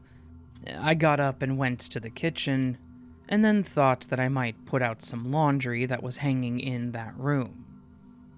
I took up the key that was hanging on the wall outside the laundry and considered opening the gates to the drying yard to put said laundry out. But then, I decided not to bother, as I could see that the sky was overcast. Instead, I just left the keys on the ironing board. I remember having an internal monologue with myself about this decision, and then I went back to the kitchen. Here is where the story gets odd. I got a call from my cousin in Canada, and as he spoke to me, all the pores raised on my body. It was not what he had said to me, but the fact that as he was speaking to me, something made me walk with the phone to the hallway between the laundry room and the drying yard. The gate was wide open, and the keys were where I left them. Needless to say, I cut the conversation short and retraced my steps a few times. I have no idea how this happened. The thing about moments like this is that they seem way too small and insignificant to be real. However, this happened in such a blink that I cannot believe that I'm wrong. The gate always makes a sound when you open it. It's a wrought iron gate, and the lock is a tricky one that demands that you jiggle it a few times just to open it. Surely, if I had opened it in that nanosecond, I would have remembered doing it.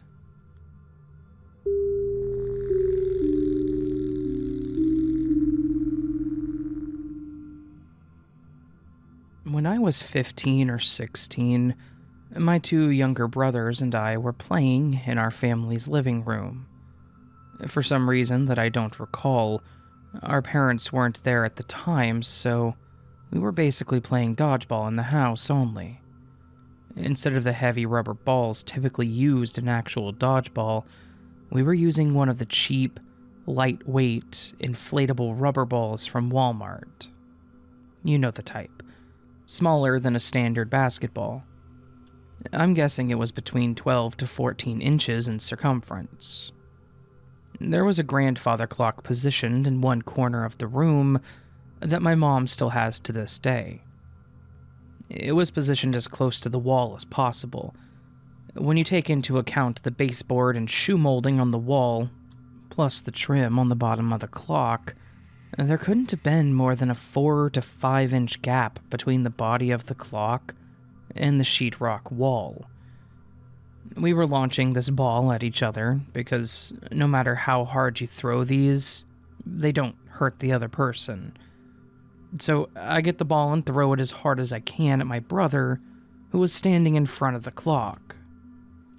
Just as the ball left my hand, I had this snapshot vision in my head of that ball lodging between the clock and the wall, and in slow motion, I watched my brother jump out of the way, and that 12-inch ball bury itself in the 4-inch space between the clock and the wall, just like it had happened in my mind a split second before.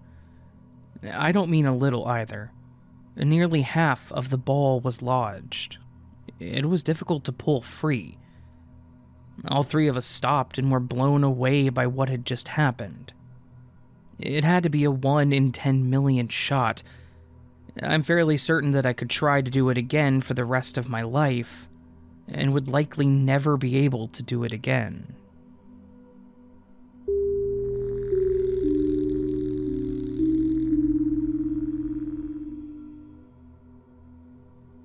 To get to the kitchen from my old bedroom at my mom's house, you had to walk down a small hallway and pass my sister's room. At the time, my sister was a baby and still sleeping in a crib. One day as I was walking past my sister's room to the kitchen, I spotted my mom leaning over the crib peering down at her. I quickly changed course and headed for the room to ask my mom a question, but before I even took 2 steps in her direction, she looked up at me, put her finger over her lips indicating to be quiet, and my sister was napping, and made another hand gesture shooing me away. So I turned back around and walked straight to the kitchen. However, when I got to the kitchen, my mom was standing there making sandwiches. stunned. I asked her if she was just in my sister's room and told her what I had seen. But she said she hadn't been in there for about 20 minutes. Of course, when we went to check out the room, nothing was out of place, and my sister was still sleeping. This has always puzzled me and melts my mind when I think about it too much. I literally saw my mother in the baby's room, had a brief non-verbal interaction with her, and then about 10 seconds later saw her again in the kitchen, and she had no recollection of the first incident. It was broad daylight, and no one else was home except us three. Given the layout of the house, there is absolutely no way anyone could have come in or out without us noticing, since the doors to both the front yard and backyard are visible from the kitchen, where my mom was standing making us lunch. I've never been able to rationally explain this experience, and I often wonder what would have happened if I ignored her gestures and continued on into the room.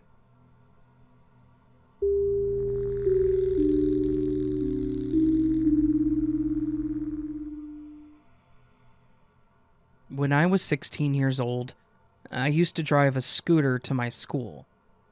I always used to put my wallet in cabinet of my back seat, which we refer to as Dickie in our country. One fine day, after leaving the school, when I opened Dickie of my scooter, I realized that my wallet was gone. I panicked, and not only because my wallet had money in it, but it also contained a photo of my then girlfriend, and I didn't want some stranger to get a hold of her photo.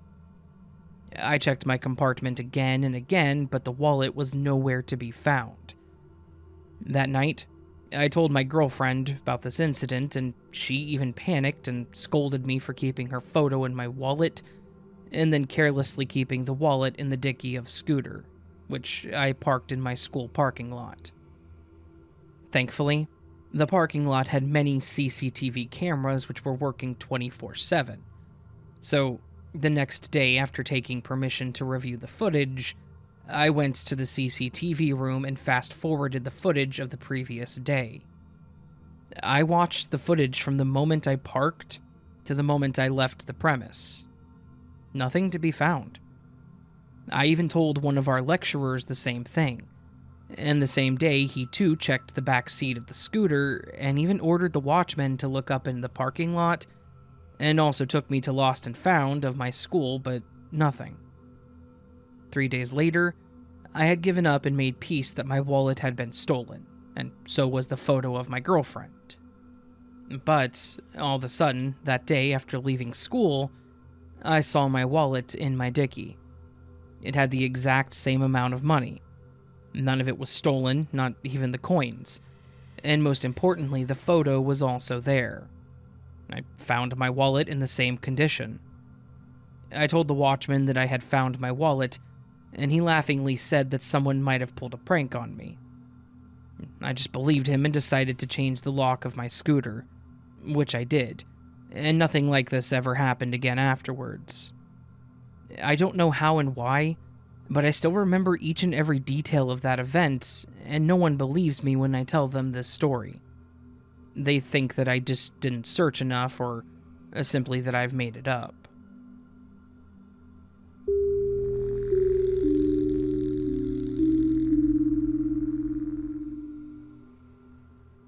I've sent you 3 stories already, and all of them happened to me.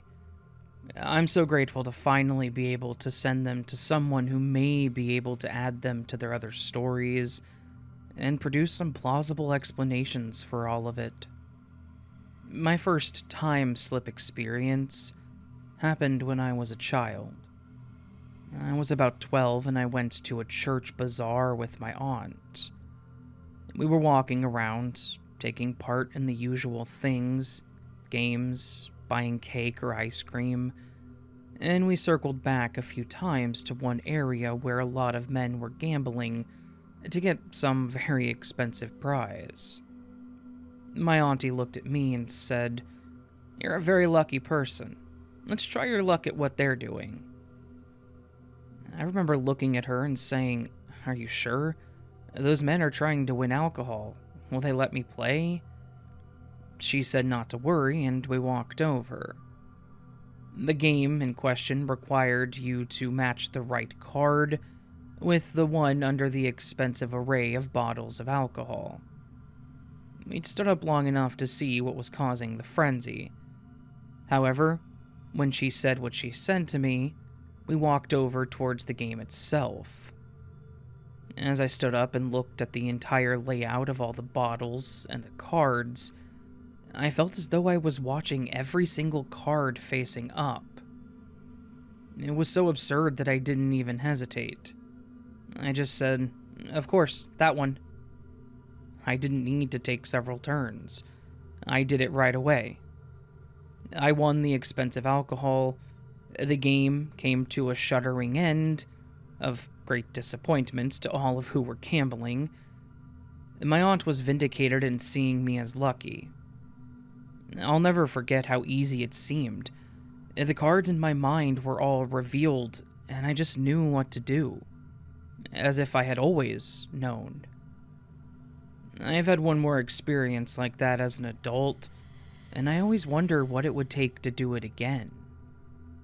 What I do know is the time seems to slow down completely, and you have to be very calm and very clear about what you're going to do, and then absolutely ignore everything else.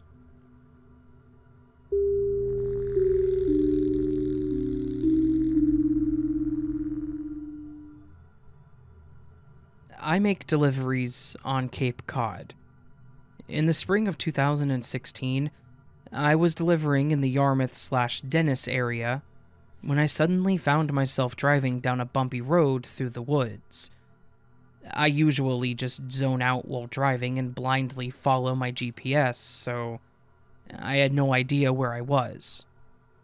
After driving for a while, the road widened and became a suburban neighborhood. Around a corner, I came across a stucco house with a big palm tree planted in the front yard. Later research revealed it to be a windmill palm that is tolerant of colder weather. It looked straight out of Florida. This is not a sight typically seen in Massachusetts.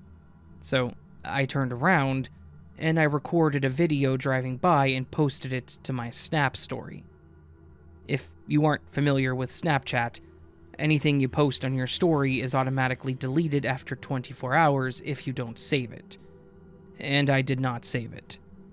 After driving off for a bit, I came upon a familiar area and made a mental note of where that palm tree was, so I could find it another time.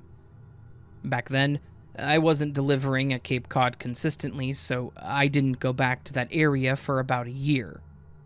When I did, I tried to find it again so I could see how the palm tree head up, and the street that I could have sworn it was on was a dead end.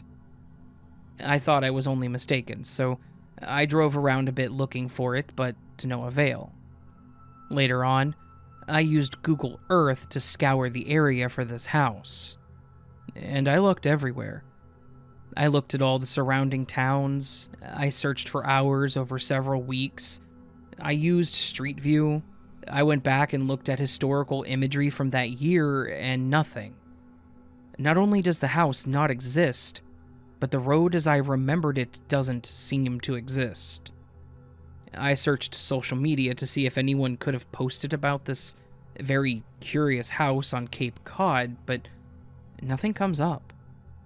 I searched the local newspaper to see if there was an article written about it. I've asked my employees who deliver in that area if they have seen it. I've asked locals if they knew about it. Nothing. It's as if it never existed. And it's wild.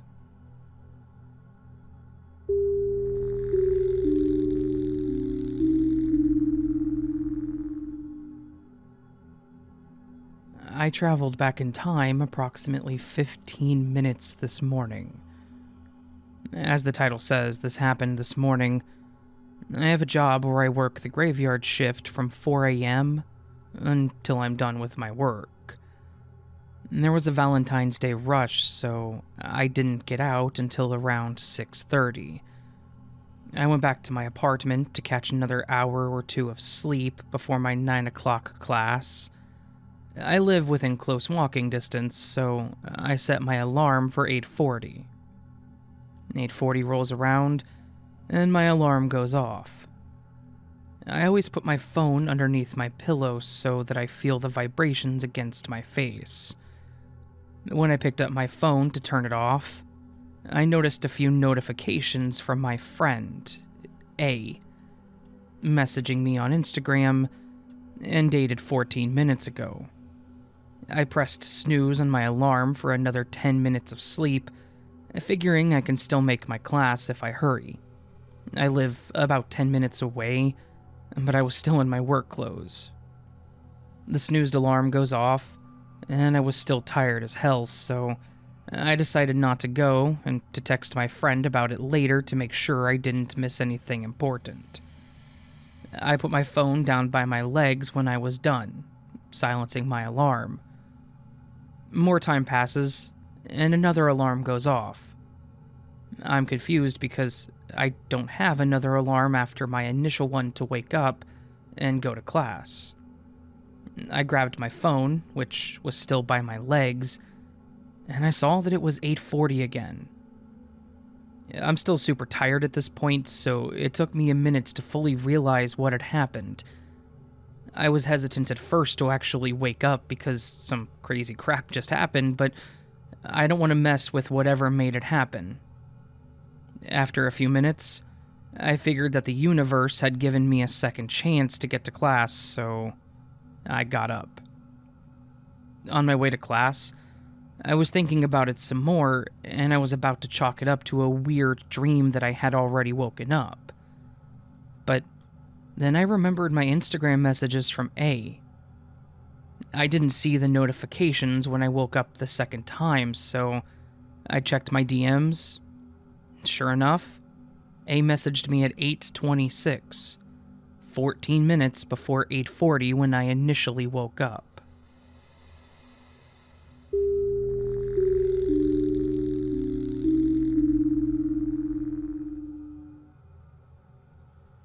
Okay, so I haven't thought about this in years, but this brought this incident back to the forefront of my mind. It was July 4th of 2011, and obviously in the US, that's Independence Day, so I got together with a group of friends to go out. But because the 4th of July was on a weekday that year, I had an early shift the following day, so I decided that I shouldn't get drunk. The night was fun, but around 8, I decided I should try to get back to my side of town before the fireworks started, because I figured traffic and people drunk driving would get worse if I stayed at my friend's house until after the fireworks. So, I'm driving up this narrow side street going up towards my house. But this side street is one many of the locals use to get from my neighborhood to our south side, which is a major drinking and partying hotspot. Anyway, I had on this very distinctive and obnoxious American flag shirt, where the bodice part had red and white stripes, and the arms were blue with white stars. I bought the shirt from a thrift store, and I had never seen anyone wear something similar, but who knows? Anyway, as I'm driving down this street, I see what looks like a woman with a similar shirt as mine passed out face down on the sidewalk. Like, she looked like something was seriously wrong, too. Like she had face planted into the ground or something. So I decided to pull over and go and check on her, but because the street is so narrow, you can't just double park. You have to go and find a place to pull over. So I park down the block and go back to help this lady. I've been down this road many times throughout my life, so I know the landmarks well, and I knew exactly where she had been laying. Also, even though I had to park down the street, I literally ran back to her, so it couldn't have been more than 3 or 4 minutes max. So I get to where I knew I saw her, and there's nothing. No sign of anyone, no one walking down the street or anything. It was so bizarre, and I got the chills. So I decided to just drop it and go back to my car. As I'm getting ready to cross the street again, this car comes speeding up the street towards me, and before I could even think, it crashes smack into the retaining wall right by where I was standing, just literally seconds before. Then this nutjob backs out and drives off. So one of the neighbors comes out and we call the police, and I helped file a police report and then went home. When I got home, I called my mom to tell her about what happened because I was still so shaken up, and she's the one who started putting things together and made me really think about this as if it's a glitch in the Matrix. She felt like I had somehow witnessed some alternative reality where I saw myself dead on the sidewalk, because in that reality, maybe a car struck me earlier than the car that had arrived in this dimension. I don't know. I didn't really know what to make of it then, and I suppose that I still don't, but coming here on Reddit today makes me think it was maybe just another glitch in the Matrix.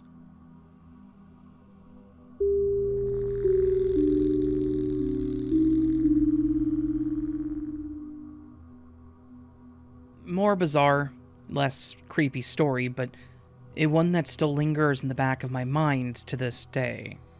It was only 2 years ago, so it's still a pretty fresh memory. I was taking a walk around my neighborhood because the weather was nice, and decided it would be nice to get a little cardio in. So, I left my house at about 1 in the afternoon and made my way to the local high school. I decided I would walk to the campus, then double back and head home. It's a decent distance away, so going to and from was ideal for a walk. After about 20 minutes, I was a block away from the campus and could view the top of the building from where I was. There I was at almost the corner closest to the school, a block away. At that corner, a black, slim car turned the corner, passed me, and drove down the street. However, I'm a very anxious and bored person, so the minute I noticed people, of course I would be interested in the micro journey that I was witnessing. In other words, I turned my head to watch the car after only a few seconds of it turning the corner. The car was gone. Completely vanished. Note that I'm still at the far corner of a city block, which means that there should still be a good 20 seconds or so before the car can even turn again. Not to mention, why would the car turn? If it wanted to go to my right instead of my left, it could just keep driving straight. Sure, he could just have a house on that side of the block, but I felt it a worthy thing to mention. Puzzled, I stood there for a few seconds before turning back around and continuing forward. Another strange thing caught my eye then, an old woman watering her garden off to my right. Okay, cool, I wasn't the only witness. However, I shook my head and just assumed that all of that was just a coincidence. I looked straight ahead again, towards the school, only for that same car to be turning right in front of me again, passing me, again, vanishing, again, once my eyes had followed suit as it left my immediate vision. Now it was weird. The same black car had turned this same corner and vanished behind me for a split few seconds. It wasn't in the view twice now. It was such an anomaly. I had never witnessed things like this before, and I haven't since. But some things to note. There's no way that it's an optical illusion where the car just barely manages to look like it's vanished by hiding behind another car closer in view. The city block was stretched far enough that I could still see anything in the road. Not to mention, there were no parked cars in the street immediately to my side. Of course, there were a few sprinkled about, but nothing directly next to me. It was not a dream. I'm just reviewing as a memory on accident. The amount of detail is too much for someone like me who constantly forgets dreams. I was not deep in thought, nor listening to music, just going with the flow of my walk. I was focusing more on the heat than anything else. That means there's no way the time just passed a lot faster than I thought, unless I was just really intensely paying attention to the sky or the school. There's no room to explain that. I wasn't exactly paying attention to the noises around me, and I have no recollection of car engines. Sorry. So, any thoughts?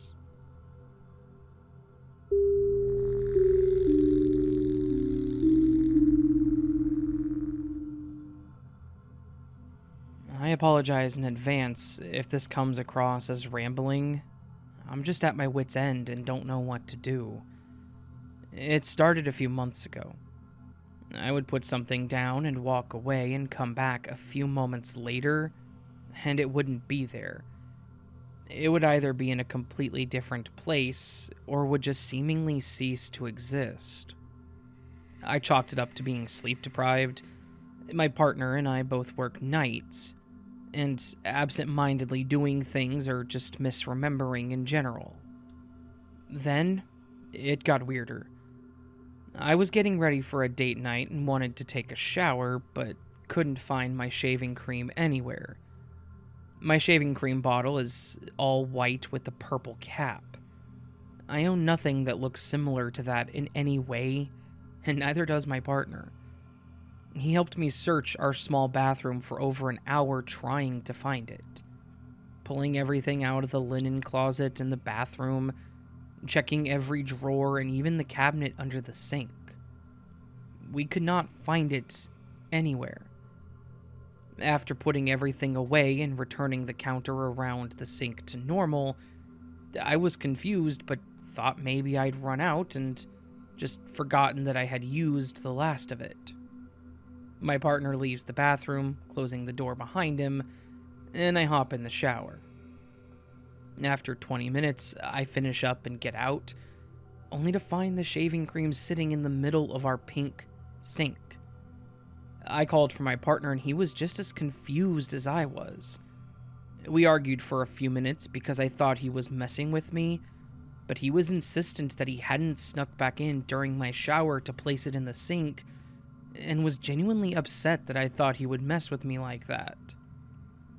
I apologized and we moved on from it, but it still bothered me when I would think about it. Fast forward a month, and on Saturday he heads to work like normal. I start to get hungry and I decide to make French toast. I get everything set up and ready, pulling out a plate and putting my slices of bread on it before whipping together the eggs and milk. Getting my pan and spatula ready, I pull the butter out of the fridge and place it on the counter next to the plate. Right before I turned the stove on, I felt nature's call and headed to the bathroom to pee really quick before continuing. Our dog follows me and is hanging out while I do my thing, and no more than 2 minutes later, I'm back in the kitchen turning the stove on. I turn to grab the butter off of the counter and it's just gone. Not there. I tried not to jump to conclusions. I checked the fridge 7 times. I checked the cabinets that I had gone in to grab out what I needed to make the French toast. I even checked the trash can to see if I had accidentally tossed it out when I got rid of the eggshells. No signs of the missing butter.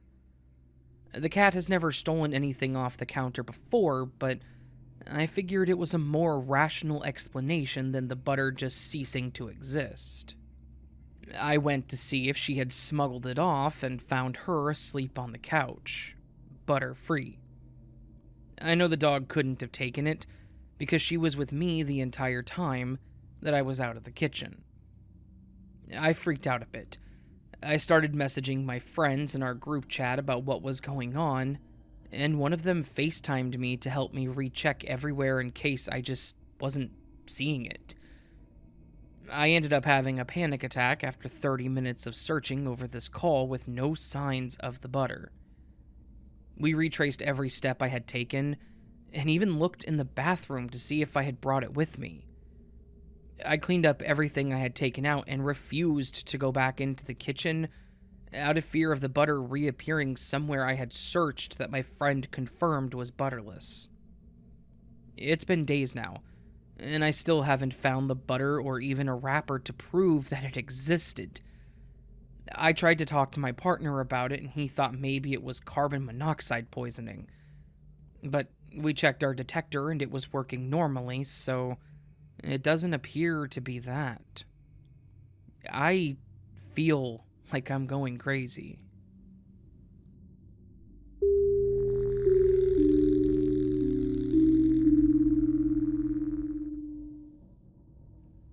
Okay, so I'm making this post after telling people of my original experience, Where Did I Go? Which is the story in this video prior to this story. I really didn't want to explain this one because I felt like it would just make my other experience less believable, but it really does bother me. This is one of the only two strange experiences I've ever had. I explained how I had an experience in the Midwest. This also took place in the Midwest. This time, I was diverted on some obvious road construction around a town of about 10,000 people. So I took the detour. It was around 11 or 12 at night. I just kept driving wherever the marker sent me. Anyone who has experienced road construction in the Midwest knows how this is. Random markers telling you to go every which way. I get how anyone could get lost. So I was just going along the road signs. Somehow I must have gotten mixed up. I ended up on this giant bridge. Nothing on top, just a road above everything. I looked down, and I saw lots of lights, like it was some sort of industrial area. But there were no people. At all. I didn't think it was too strange at the time. I thought maybe I was just driving over a power plant or something like that. But then, I got to the end of the bridge and I didn't see any more signs. It was a town. But it looked run down, but not extremely old. I kind of wanted to stop and maybe ask someone where to go to get back onto the highway. There was no activity at all, though. I pulled into this parking lot, and the building looked like it hadn't been touched in 10 or more years. I was kind of hoping that someone would drive by. It was super eerie. There was literally no one. No cars, nothing. It felt really strange. Even late at night, I'd figure that I would see a light somewhere. I kept looking around, but everything was dark. All the buildings looked like they hadn't been touched in 10 or 20 years.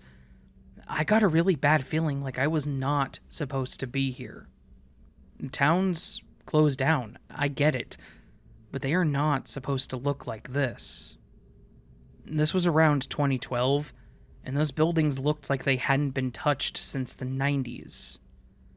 I decided I should just go, retrace my steps, and maybe get back to where I was. I went back across the huge bridge, and after I made it across the bridge, I turned off and then saw the detour signs again. I was so relieved, I made it back on the highway. When I went back home, I was visiting my parents for a few days. I tried to find where the hell I was at. I could never find that place again. There was no giant bridge, no town that looked 20 years old and abandoned. I've searched and driven through the area multiple times. It doesn't exist. And it bothers me. P.S. This is the second and only one of 2 odd experiences I've had. Again, I've never done drugs, I have no history of mental illness, and I don't drink and drive. I have no other strange experiences beyond these 2, and I'll answer any questions that I can. And edit, I truly do believe that this was some sort of glitch in the Matrix, and it makes sense to me to post it here.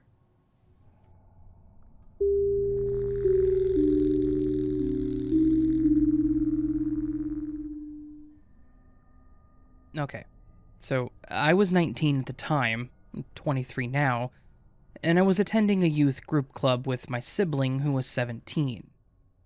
We both went there every week and had made friends with the majority of the group. We're waiting in the lobby area at the end of the group around 8 p.m., just talking and hanging out for the rest of our friends. The plan was to go for milkshakes after town. Then, a different group walks past us. This was weird. Firstly, at this time of night on a Thursday, the only people left in the building are part of the youth group that meet in a specific room on the first floor. The rest of the building is for employees working as social workers and such. So neither my sibling nor I had seen or even recognized these people. They were teenagers, and I very distinctly remember one person with neon blue headphones, another with the violin case, and two others laughing loudly and pushing each other around. First time they go by, literally right past us, almost brushing my shoulder. They all stare ahead and don't look or seem to notice me or my sibling.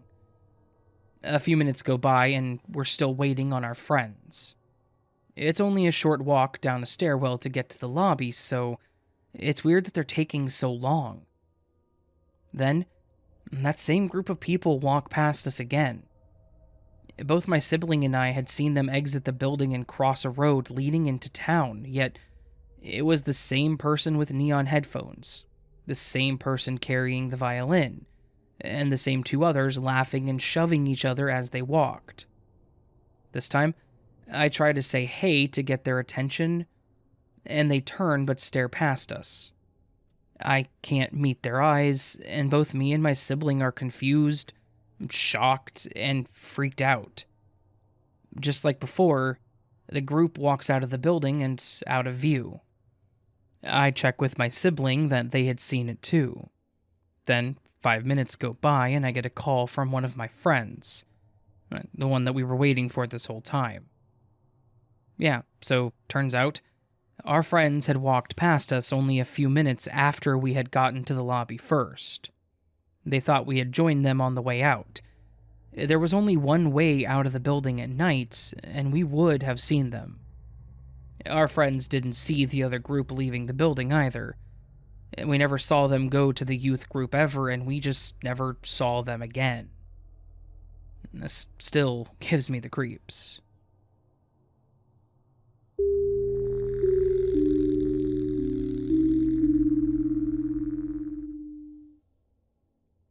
This happened to me yesterday, and I still can't explain it logically. I was at a local store looking for a particular notebook that I had found on the store's website.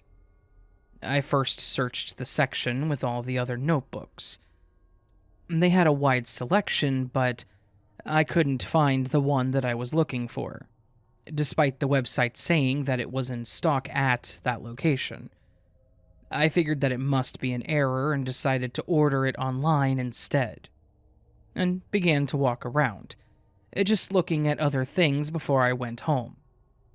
Eventually, I made it to the section with the exercise equipment, pretty much on the opposite side of the store from where the notebooks are. A couple of things at the end of an aisle caught my eye, and I stopped to look. I was probably standing there for a minute or two comparing products and prices. All of a sudden, I heard a loud thud to my left. I looked over, and a 15-pound dumbbell had fallen off the shelf of the next aisle over. I was at least 5 to 6 feet away, and I had come from the other direction, so there's no way that I could have caused it to fall in any way.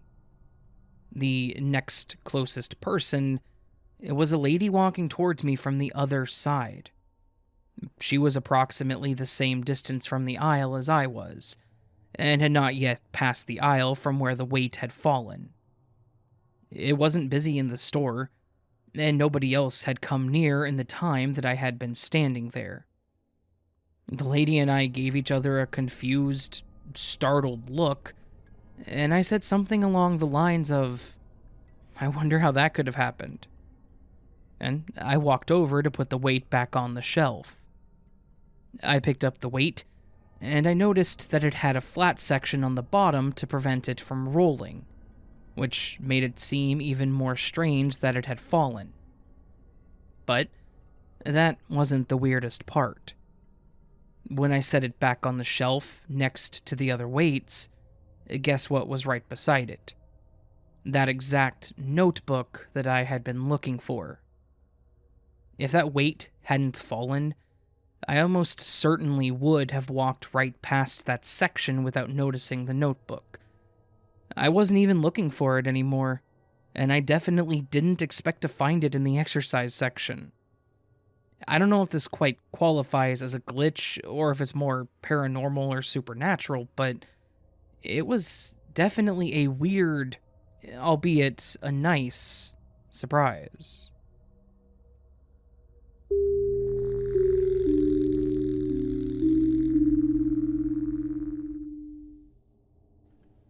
I experienced a time glitch about 5 years ago, and I'm still trying to figure out if there's a rational explanation.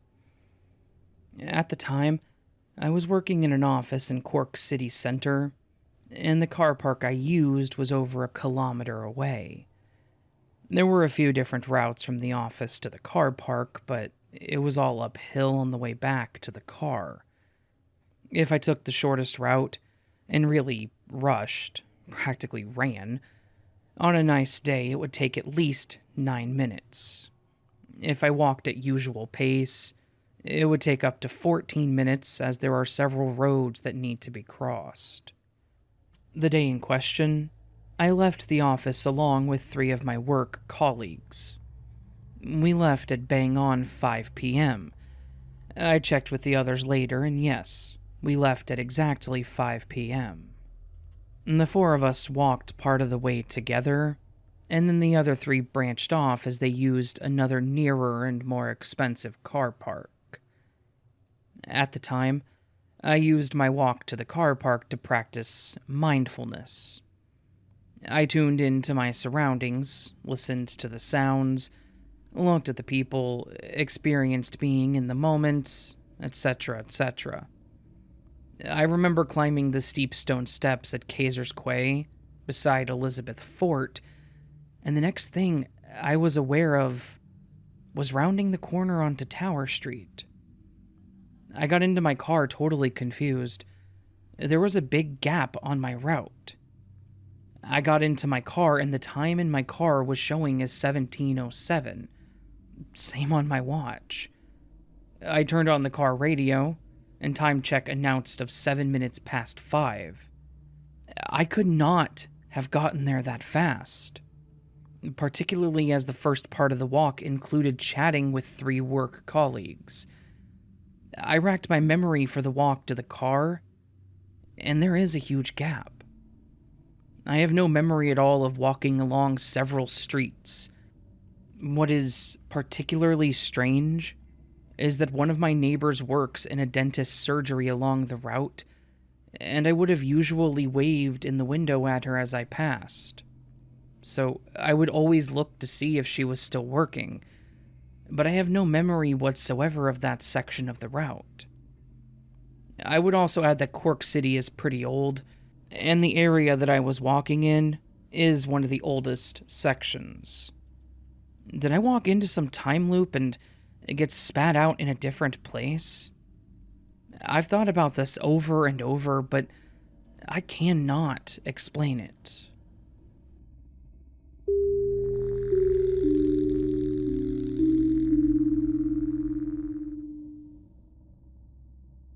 At the time, 10 years ago or so, I was working as a laborer doing home renovations with my cousin-in-law. We were completely gutting a basement and renovating it for a family. I never went upstairs, and we just used the side entrance to get into the basement. My cousin-in-law was closer with the family, though, and often went upstairs to discuss things with the family because he was in charge of the job. The family was renovating it because they were having their niece from out of town come to live with them, because it was closer to her university. But I had no idea at the time why they were renovating it. I just never asked, nor did I see or know about their niece.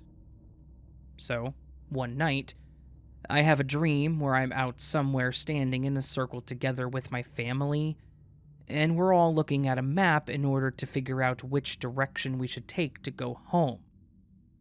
Suddenly, this girl comes up to us and asks if I can give her a ride home. I asked her where she lives, and she says, Catherine. I'm from Toronto, so in my dream, I'm thinking that she must mean St. Catharines, which is a town near Niagara Falls, about an hour and a half away from Toronto. I told her, sorry, but it's too far, and so she just leaves. Dream is over.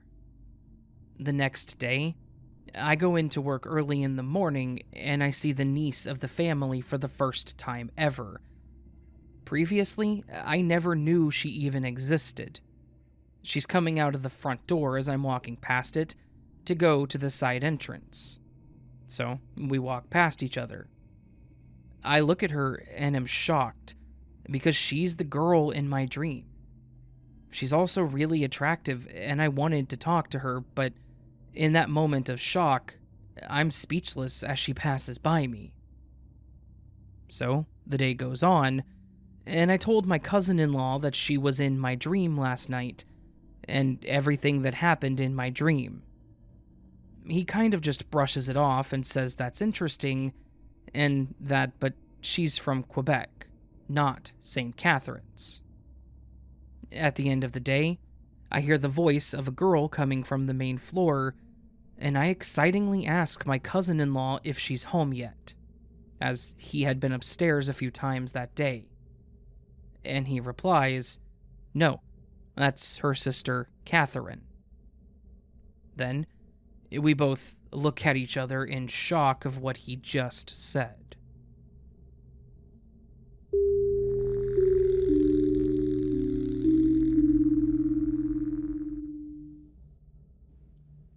I'm a senior at college, and I've had the same backpack since my freshman year. It's a simple gray leather backpack with 3 compartments, and one small compartment with a zipper inside the biggest one. It also doesn't have any cloth lining on the inside. The incidents have only started happening this week. On Monday, I put a new lipstick in the smallest compartment where I usually put my makeup and stationery. I didn't use it or even take it out the whole morning, and when I tried using it in the afternoon, I couldn't find it anywhere in my bag. The only other person who had access to my bag was my best friend, and he's a guy who doesn't use makeup at all. The two of us turned my whole bag inside out, and when we couldn't find the lipstick, he suggested that I probably forgot it at home, and I must have just thought that I took it with me. I agreed, but when I got home, I still could not find the lipstick anywhere. I was so adamant about finding it because I had just bought it last week and it was kind of expensive. Fast forward to yesterday, we were having coffee with some friends before our classes started for the day. I myself hadn't even opened my bag after leaving the house, and it was literally on my back the whole time. I opened it to get my wallet, and the first thing I see in there is the lipstick. I immediately showed it to my best friend, and we were shocked because we had both turned the stupid thing inside out the previous day, and I'd even texted him that night telling him I hadn't found the lipstick at home. If this was the only time it had happened, I probably wouldn't have given it too much afterthought. On my way home yesterday, I bought a pack of cigarettes. I'm trying to quit, but it's hard, I won't lie, and I kept it in my bag. Me and my best friend smoked a few, and there were at least 6 left. I even remembered thinking that I won't have to buy another pack for the night, and then I got home, tried to smoke one, and could not find the whole pack. I texted my friend asking if he accidentally took it, but he said he was sure he saw me put it back into my bag. And just like the lipstick, I found the cigarette pack in my bag again this morning. I live with my aunt. She works a lot, and we're barely ever home at the same time, so it couldn't have been her. That, and the fact that she never goes into my room, it doesn't really wear makeup at all, she's a nurse, and she doesn't smoke. I really don't know what to make of it all, but in my own theory, unless something paranormal randomly decided to start messing with me, there's a pocket dimension in my backpack where things get teleported for a day. I've been thinking about it so much, and I just had to share it somewhere.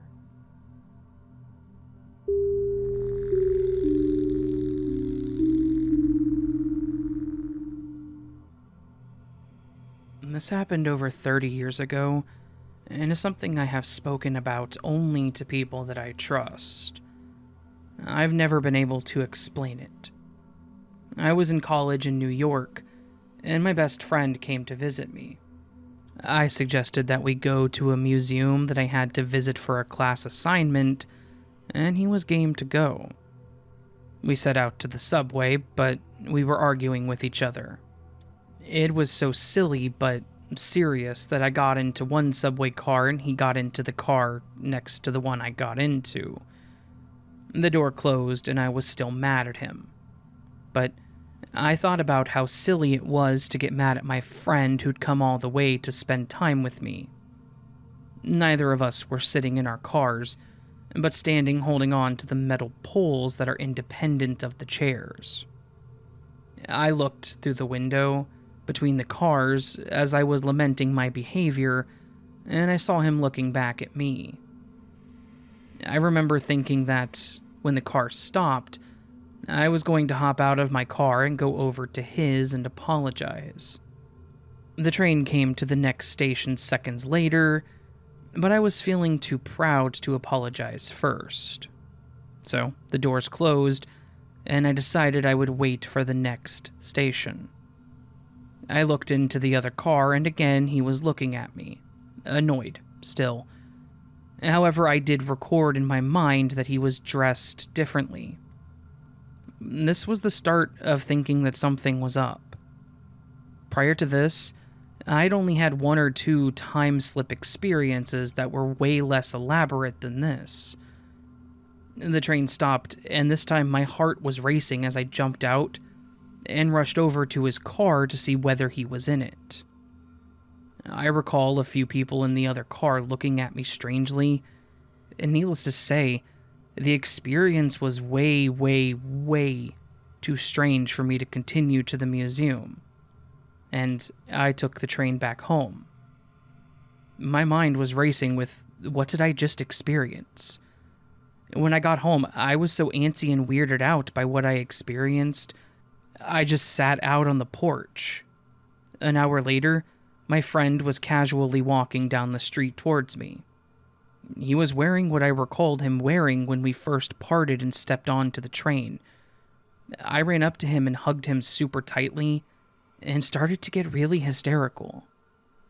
I just kept hugging him and pelting questions at him. Where were you? What happened? Did you get on to the train? He looked at me very surprised, telling me that when I hopped on the train, he decided that he was not going to go, and just never got on to that train. I told him that I saw him as plain as day on the train, and I explained what he was wearing.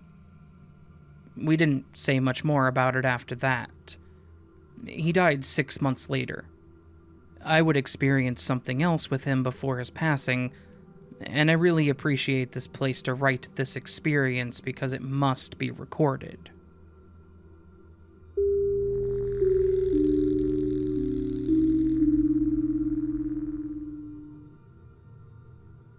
Last year, I had my sights set on studying via distance learning. Online, for anyone who doesn't know.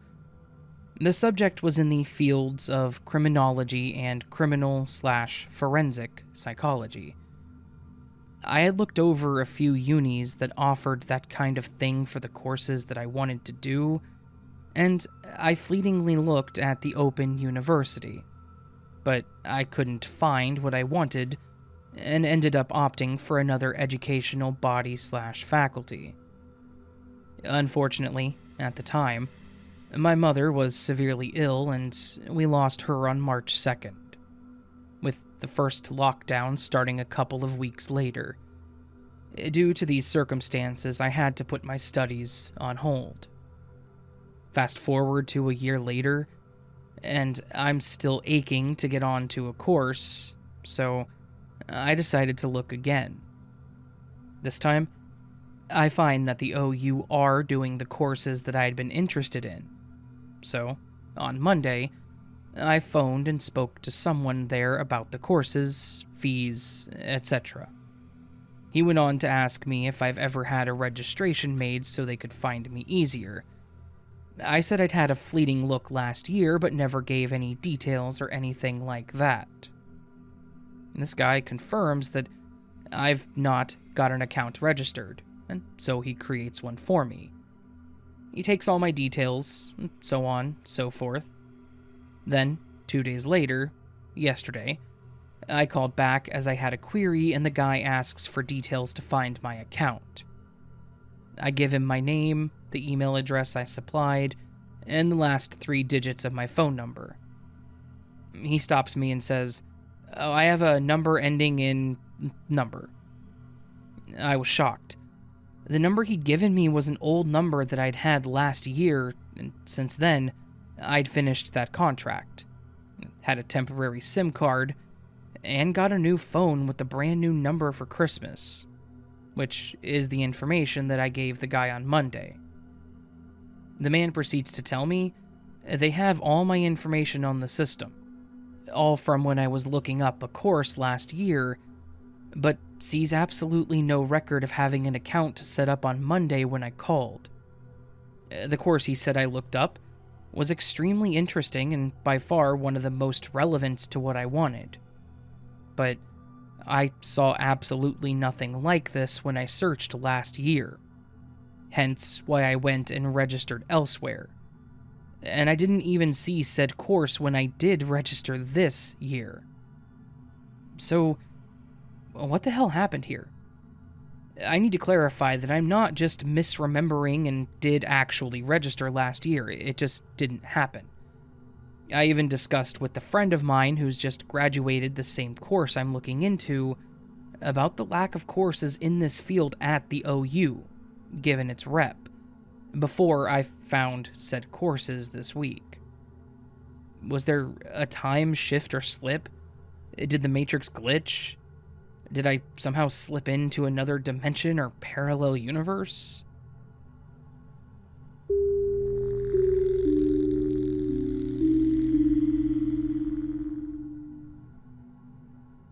This happened at the end of June 2016. I was going through a low point and I wasn't taking care of myself, living like I didn't care if I died. A friend was trying to get me out more, doing things, anything to distract me from my problems. My friend took me to a horror convention.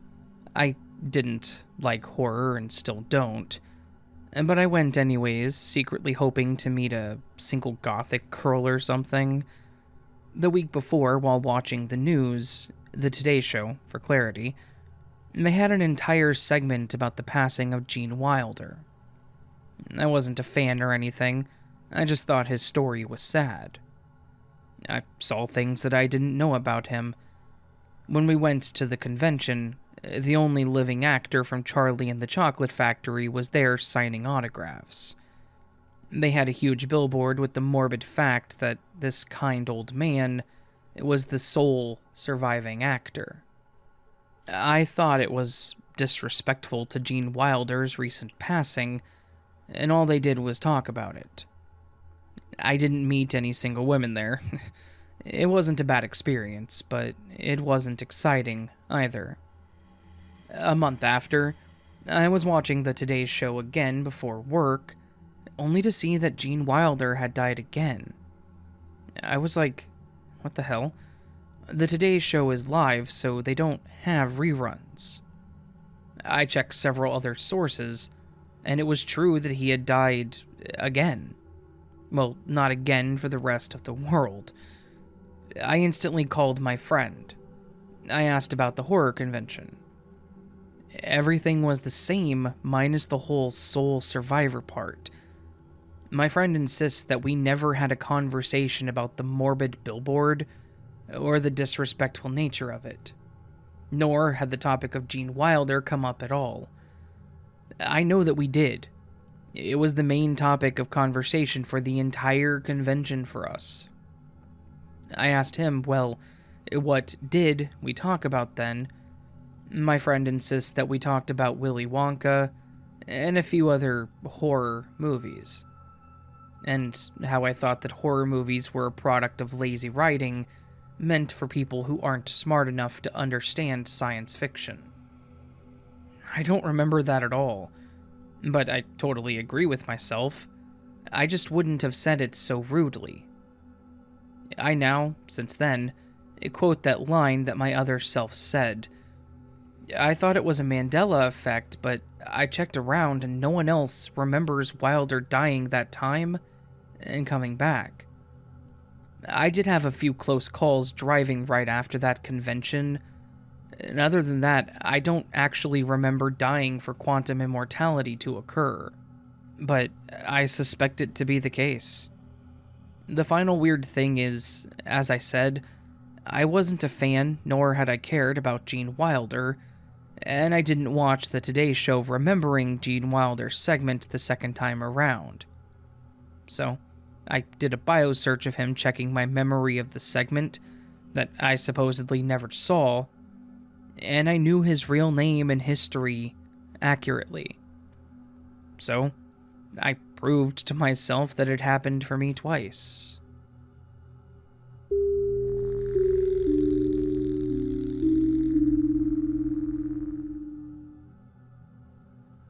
This is pretty lame, but it's been circling my brain all morning, and it's on theme for the subs, so here goes. My husband and I went to Home Depot for a couple of things. We went in through the garden department, as I needed a new pot for a plant.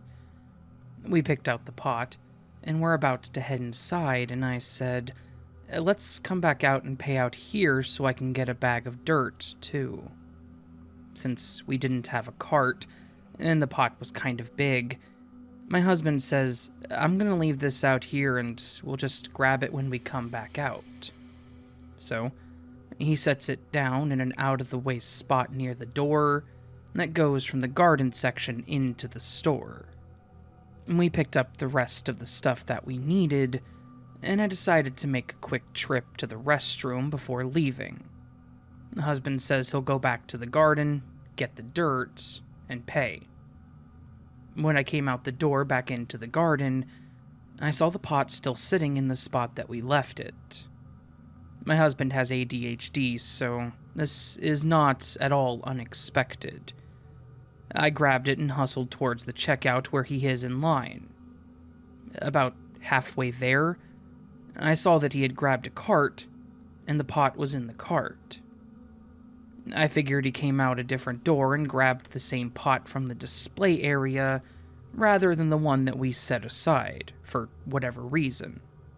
So, I took the pot that I'd picked up from our stashed spot and ran it back over to the display to put it back. I didn't really think anything of it until later last night, when I mentioned it for some reason. He was like, "What are you talking about? I picked the pot up from where we left it."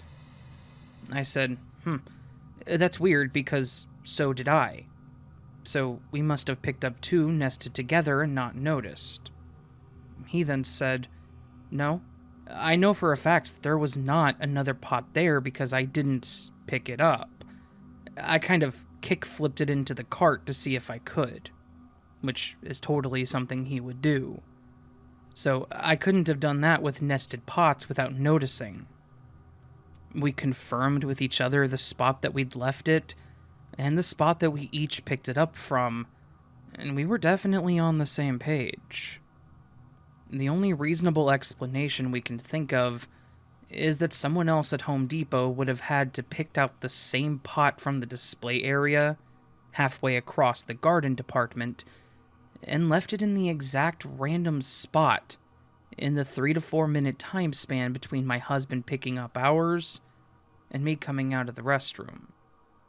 Granted, the odds of that happening are higher than the odds of a pot magically appearing, but the whole situation was really weird and random.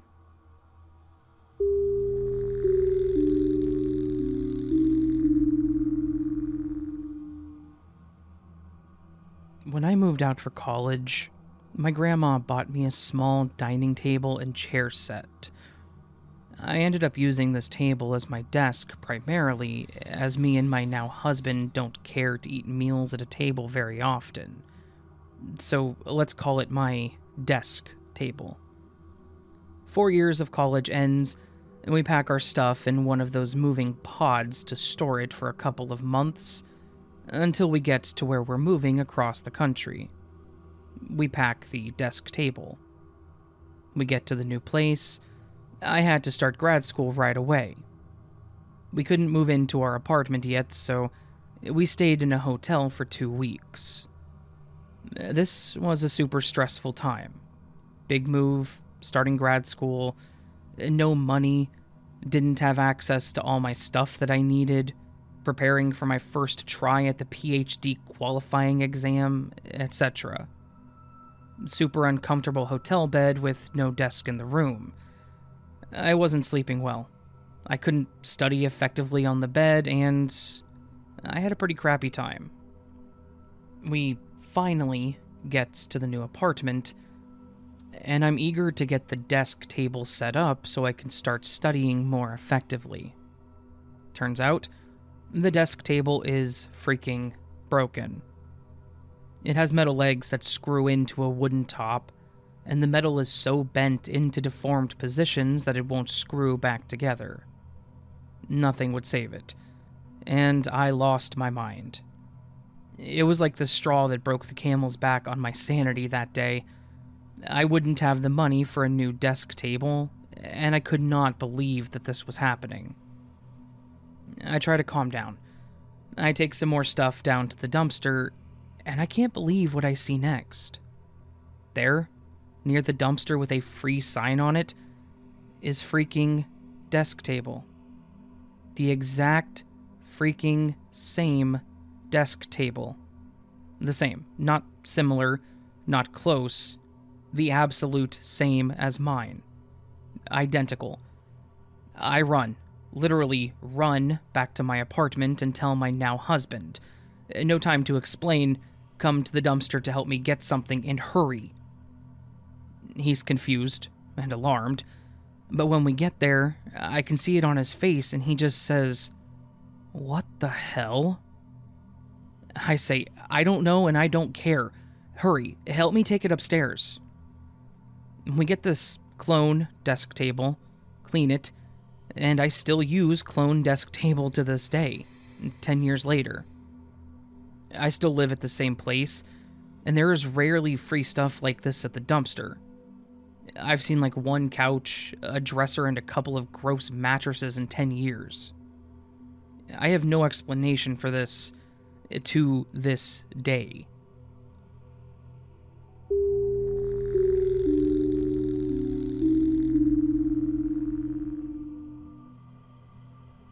Hey y'all, so I'm new to this sub and was inspired to share the glitchy things that occurred with a cat, not ours, at the first place that my now husband and I rented together.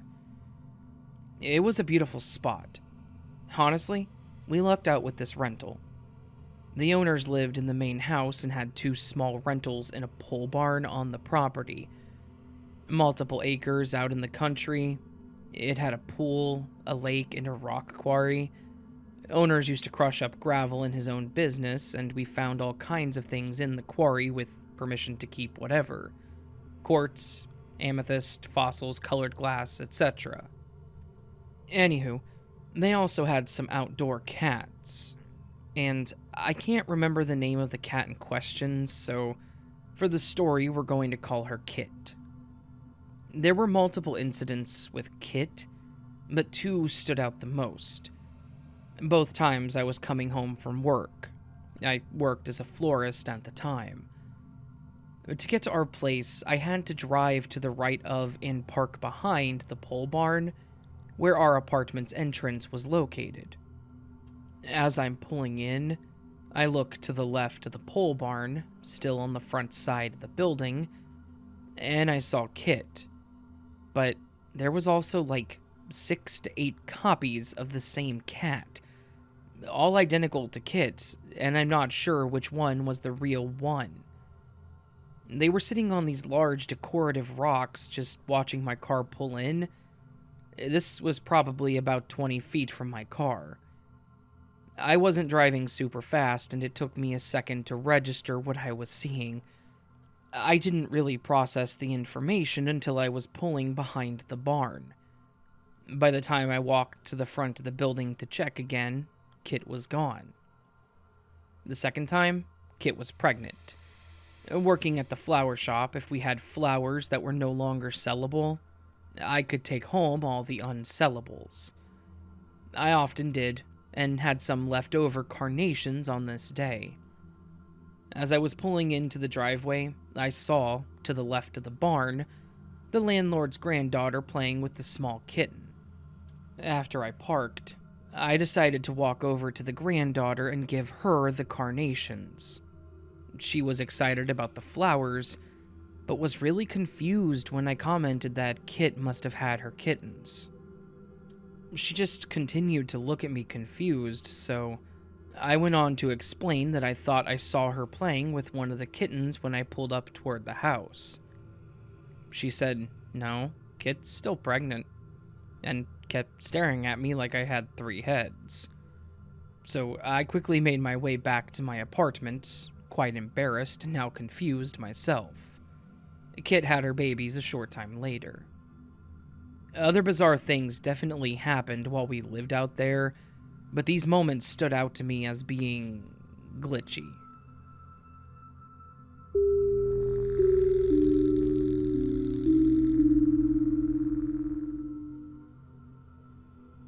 So, this happened a few years ago. I was driving back from college. I live in the Fenlands in the UK, and anyone who knows the Fenlands knows that roads are limited. I was driving towards Ely at the Sutton roundabout. I lived in the countryside, and there was really only one way to get to my house from where I was coming from, and it was the way that I was going. It was rush hour, and I was stuck in slow-moving traffic. Bored, I was looking around at the other side of the road, and I spotted my dad's car, driving in the opposite direction. His car was a bright blue Citroen Picasso. He got it when they first came out, and there weren't many of these cars in our area, so it did catch my eye. Not to mention his number plate ended with "ha ha." I looked at the number plate first, and there it was. Number, ha ha. Surprised, I looked up, and there were my parents. Both were looking really angry. I waved to get their attention, wondering what was wrong. They didn't look. They just carried on looking straight forward. I was a bit concerned with how angry they looked and the fact that they didn't notice I was sitting only a few cars in front of them. Not to mention, I was easy to spot. I had a bright orange Corsa at the time, not easy to miss and very rare color for any car. So usually people who knew me noticed my car before I saw them. I couldn't really stop as the traffic was moving and I couldn't turn around. As I said, the road was packed and there were no safe places to pull over. For my direction, I was about 10 minutes from home, so I thought it was best to carry on home and then ring Mom's phone as she wasn't driving to see what was wrong. I sort of raced home once I got off the main road and onto the back lanes. We had quite a long winding drive with huge bushes on either side, so you couldn't really see our drive or the house from the angle of the road. As I drove up the drive, I was shocked to see my dad's car sitting in front and center of the drive, in its usual place. Confused, I parked up and ran in the house to find my dad and Mom sitting in the living room. I asked them what was wrong, forgetting that there was no way that they got home first. They both looked perplexed and said nothing. I asked how they got home before me, and they said they hadn't left the house all day. Dad hadn't been well, so they were relaxing all day watching TV. I still wonder what I saw. It was their car. Same number plate. Mom was even wearing her distinctive raincoat. Even if they were pulling a prank on me, there is no way they would have gotten home before me. There is no road they could have slipped down to beat me to the house.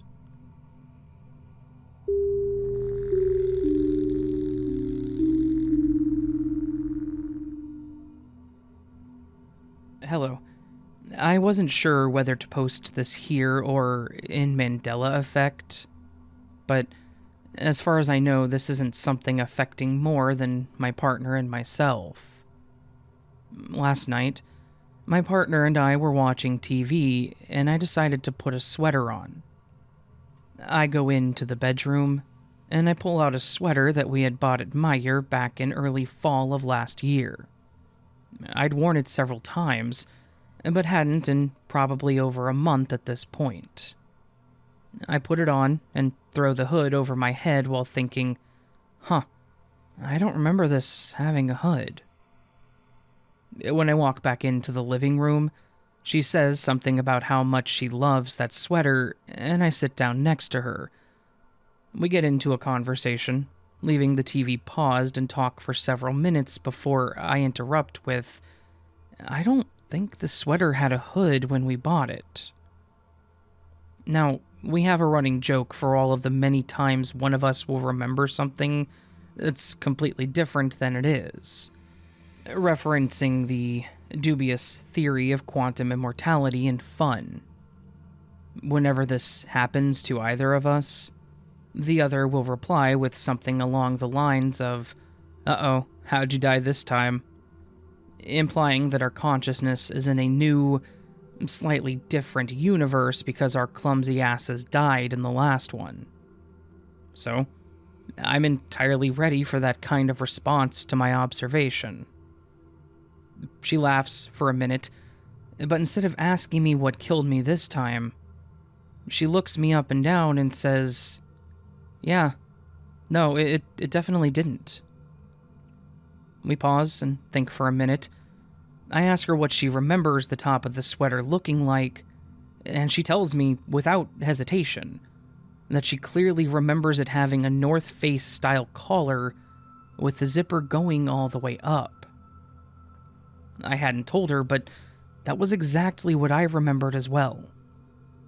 Adding to the false memory is the fact that I know I've worn my coat over the sweater in the past, and that I have a particular way of flipping the hood out over the collar anytime I wear something with a hood under it. And I don't even remember having done that with this sweater. Usually, there's the rational thought in the back of my mind that I'm just not remembering something correctly. But this is the first time that both of us have remembered something being different in the exact same way. I had an existential crisis about it for several minutes before we could resume our show, and I still can't stop thinking about it.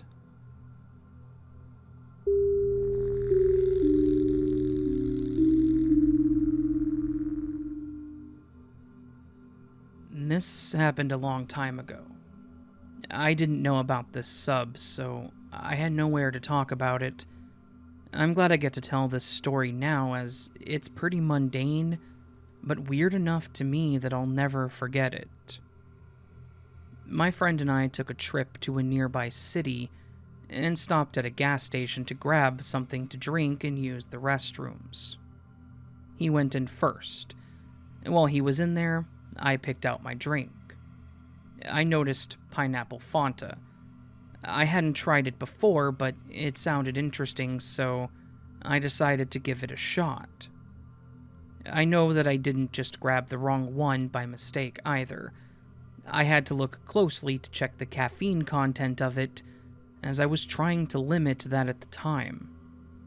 When he got out, I handed him my drink and my debit card so he could get whatever he wanted and meet me in the car. It's important to mention that I'm fairly certain he would never do this as a prank or joke. We were really close at the time, but even outside of that, he wasn't ever known to do stuff like that. Messing with people never seemed to impress him much.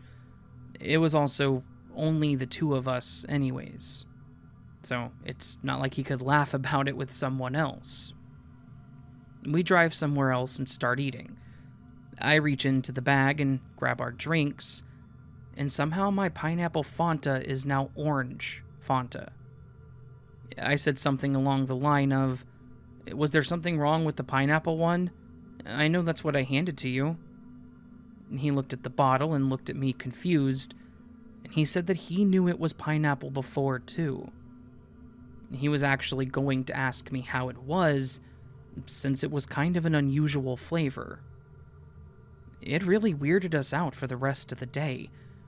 I know I wouldn't have grabbed an orange one, even if I decided I wanted orange soda instead.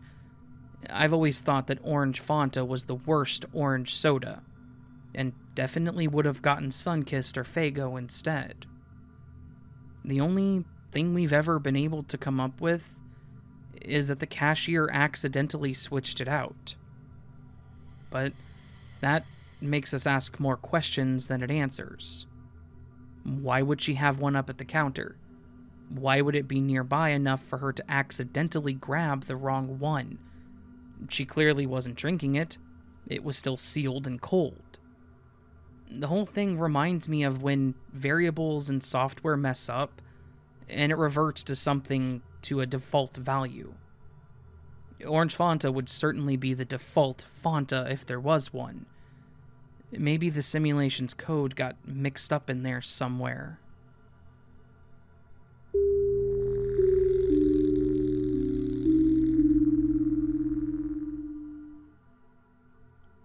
I'll start with saying that this is not the first odd thing that I've experienced, but it is the first time something has happened that could be construed as a glitch. So, the other day, during late afternoon, I needed to pick up something from the shop, which is 500 meters away. I wanted to take my dog with me for a walk, so we took the bike track behind where my house is. The track is on a levee bank, and a highway runs parallel. So, it isn't a very spooky-looking place. It's more just average. I take this same walk at least a few times a week. As my dog and I were around halfway through our walk, the thought that I may have recently experienced a glitch popped up in my mind. But I said to myself, well, it's just one of those things that's too hard to determine from lack of memory or paying attention, so who knows. Then, suddenly, just as that thought concluded, I feel a jerk and hear a sort of metal clicking sound. I look down at my dog thinking, oh no, thinking that the lead or leash clip had broken. It hadn't. I also saw his council registration tag lying on the ground. Now, the thing with these tags is, they're quite hard plastic, and are fastened around the dog's collar ring, the metal part that you attach the leash to. It's like a very short cable tie, and it wasn't broken at all. Thankful that the leash wasn't actually broken, I clipped it back onto the metal ring, picked up the tag to put it in my bag, and then went on my way thinking, time to write my glitch story to As the Raven Dreams. It felt pretty strange due to the timing. How I was just thinking about how I've suspected some glitches, but not enough to be proof in my mind, if you know what I mean. When we got back home, I thought that maybe, just maybe, the metal ring on the collar was stretched and that the tag maybe came off that way. But when I looked, I saw that the metal part was one seamless ring. No gaps. This is the only place the tag was, and even so, how does it account for the plastic tag, which is in a loop like a cable tie, coming off? It really doesn't seem to make any sense, and now I don't even see how I can put it back on. It feels like I was disappointed that I didn't have a glitch to tell, a story about, so the universe threw me a glitch. So here is my glitch to you, Raven. I hope that you and others enjoy.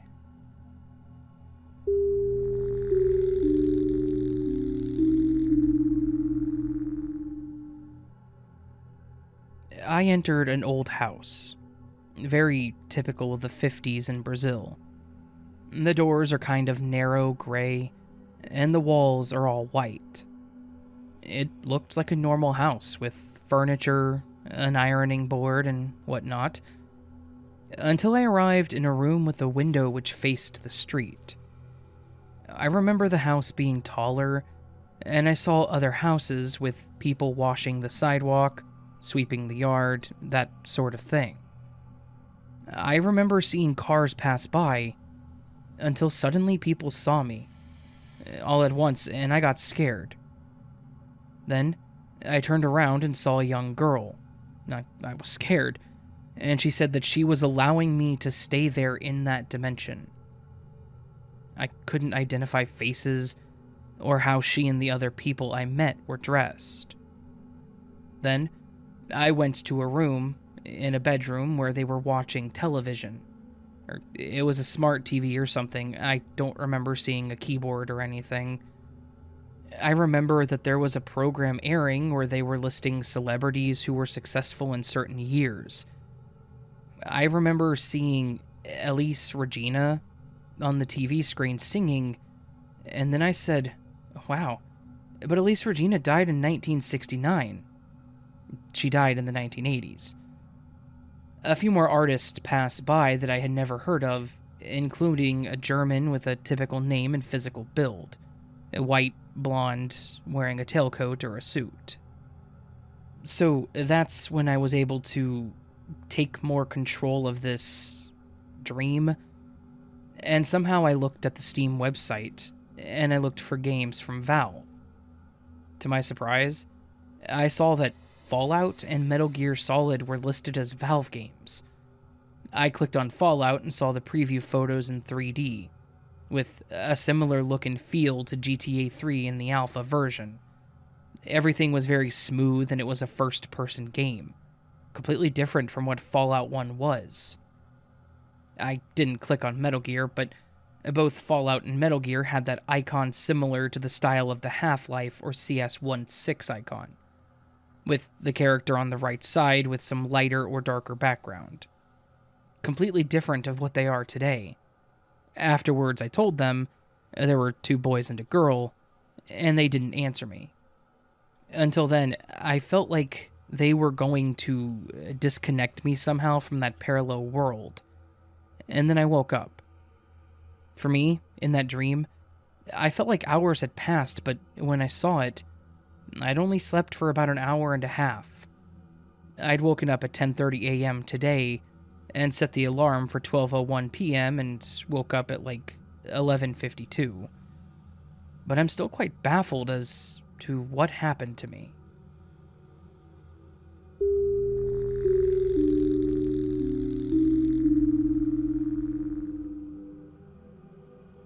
I wrote about my friend on the train, and I mentioned that he died 6 months later. Before he died, he was someone who used to write his name and address just randomly on things belonging to him, or in my journal or sketchbooks. I used to ask him why he did it, what mark he was trying to hold on to. He was an identical twin. His brother was slightly taller than he was. He would tell me all the time that he suspected that he was not going to live very long. He died at the age of 24. He was murdered by his older brother in a senseless argument where his brother stabbed him once in the chest. I was abroad at school at the time of the incident. He had called my parents for help moments before he died, and that also makes the whole thing even more tragic. Everything surrounding my friend those last few months had been extremely unusual.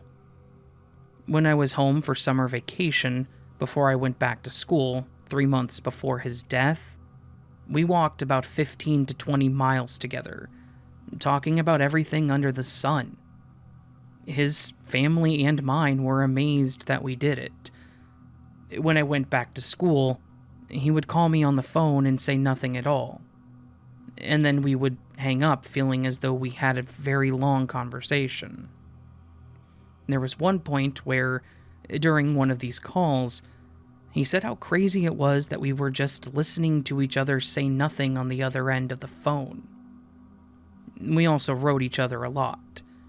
This was all pre-email days. I used to do ballet, so he and I would walk to my classes and talk, and then he would walk home. After he died, I got a card in the mail from him. He drew me sitting on the park bench that we would be happily chatting away on, but the image showed me sitting there with a portrait of him in a frame. His hunch was right, it seems. It was as though he always knew when he was going to die.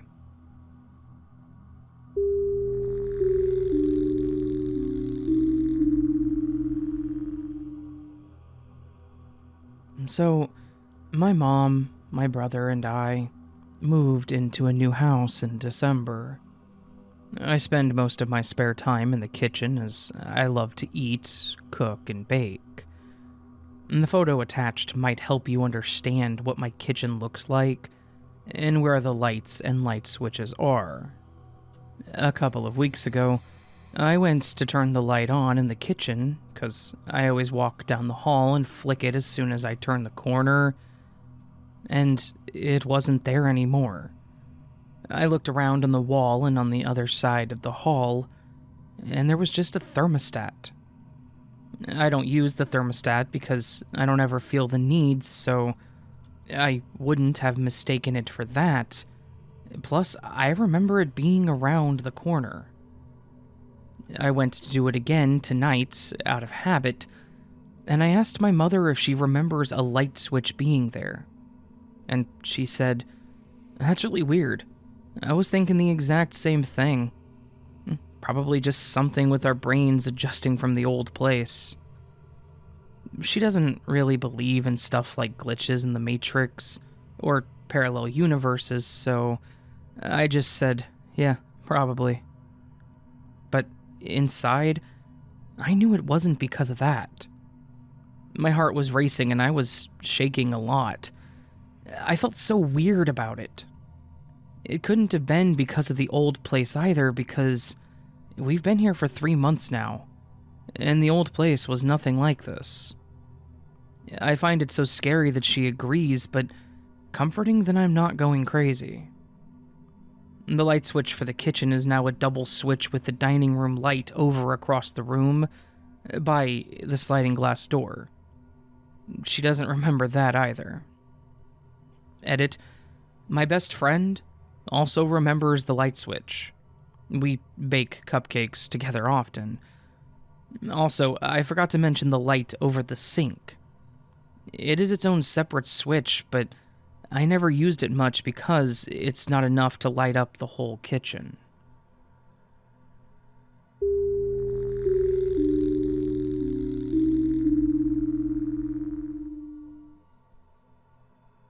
This is literally the craziest freaking thing that has ever happened to me. I have no history of blackouts or mental illness that involve hallucinations or intense daydreaming, and I'm freaking the hell out. Like 30 minutes ago, I thought, I should do the little things I've been putting off but want to do. So I did. I remember so distinctly hanging one of my pieces of art on the wall. I picked it up from leaning on the edge of my bed, and I put it on a thumbtack. Afterwards, I set out all of my nail stuff and painted my hand and toenails. When I was trying to fix my pillow cover, I accidentally got some black nail polish on my pillow. When I'm done, I relax with Amy Winehouse in the background, scrolling aimlessly on Instagram. Next thing I know, my sister barges in and tells me my chicken tikka masala arrived. I go to shoo her away and catch a glimpse of my hand. My nails are pristinely blank. Like, no residue at all. I stare at it for a second like, what the hell? It took so long to paint. Then I look at my toes, and they're also completely blank. The only thing I could think was, how in the world did that happen? My hands were playing on my phone the entire time, so I start destroying my bed to find polish anywhere on my sheets, but nothing. At this point, I think I'm actually going mental as I'm putting my sheets back to where they were, patting the pillows and such. I start karate chopping the middle of the decor pillows. I did it to the last one, and my damn nail polish is on the side of it. Same place and everything. I leap off my bed, and when I step off, I kick something over. My body took a screenshot. I look down, and my freaking painting that I hung up above my desk is now at the side of my bed. I'm freaking the hell out. I think I'm going crazy, and I'm looking up symptoms and causes of blacking out or hallucinating. Can someone explain this to me? Is there something wrong?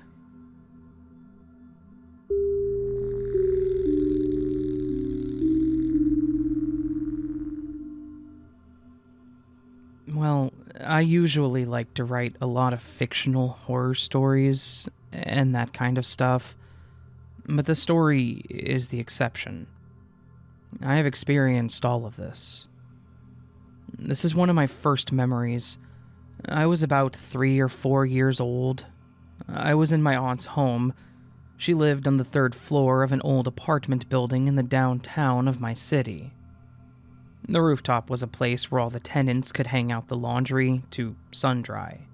You could access the rooftop by the main stairs of the building.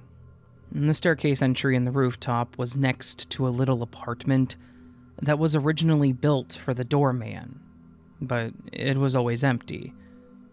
There were always 2 doors. The one on the right takes you to the staircase, and the one on the left takes you to this little apartment.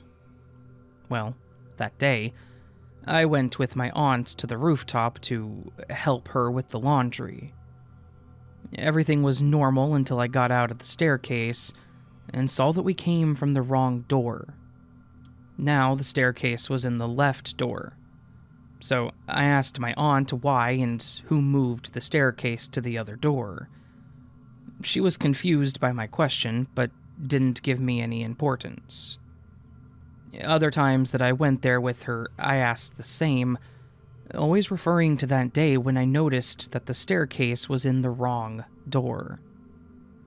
Now, speaking with my aunt about this, she tells me about that one random day that I went with her to the rooftop, and I mentioned the staircase position change. She was confused because I was so sure about what I was saying, but she didn't give any importance to my words, because the stairs were always in the left, even if I remembered them always in the right until that day. I've never had any brain problems or accidents, and my aunt and cousin remember me talking about the staircase being moved, and that something was very strange. If I transported to a parallel universe, this one. At this point, I don't want to come back to my original one. I've made almost my whole life here, and I'm okay with it.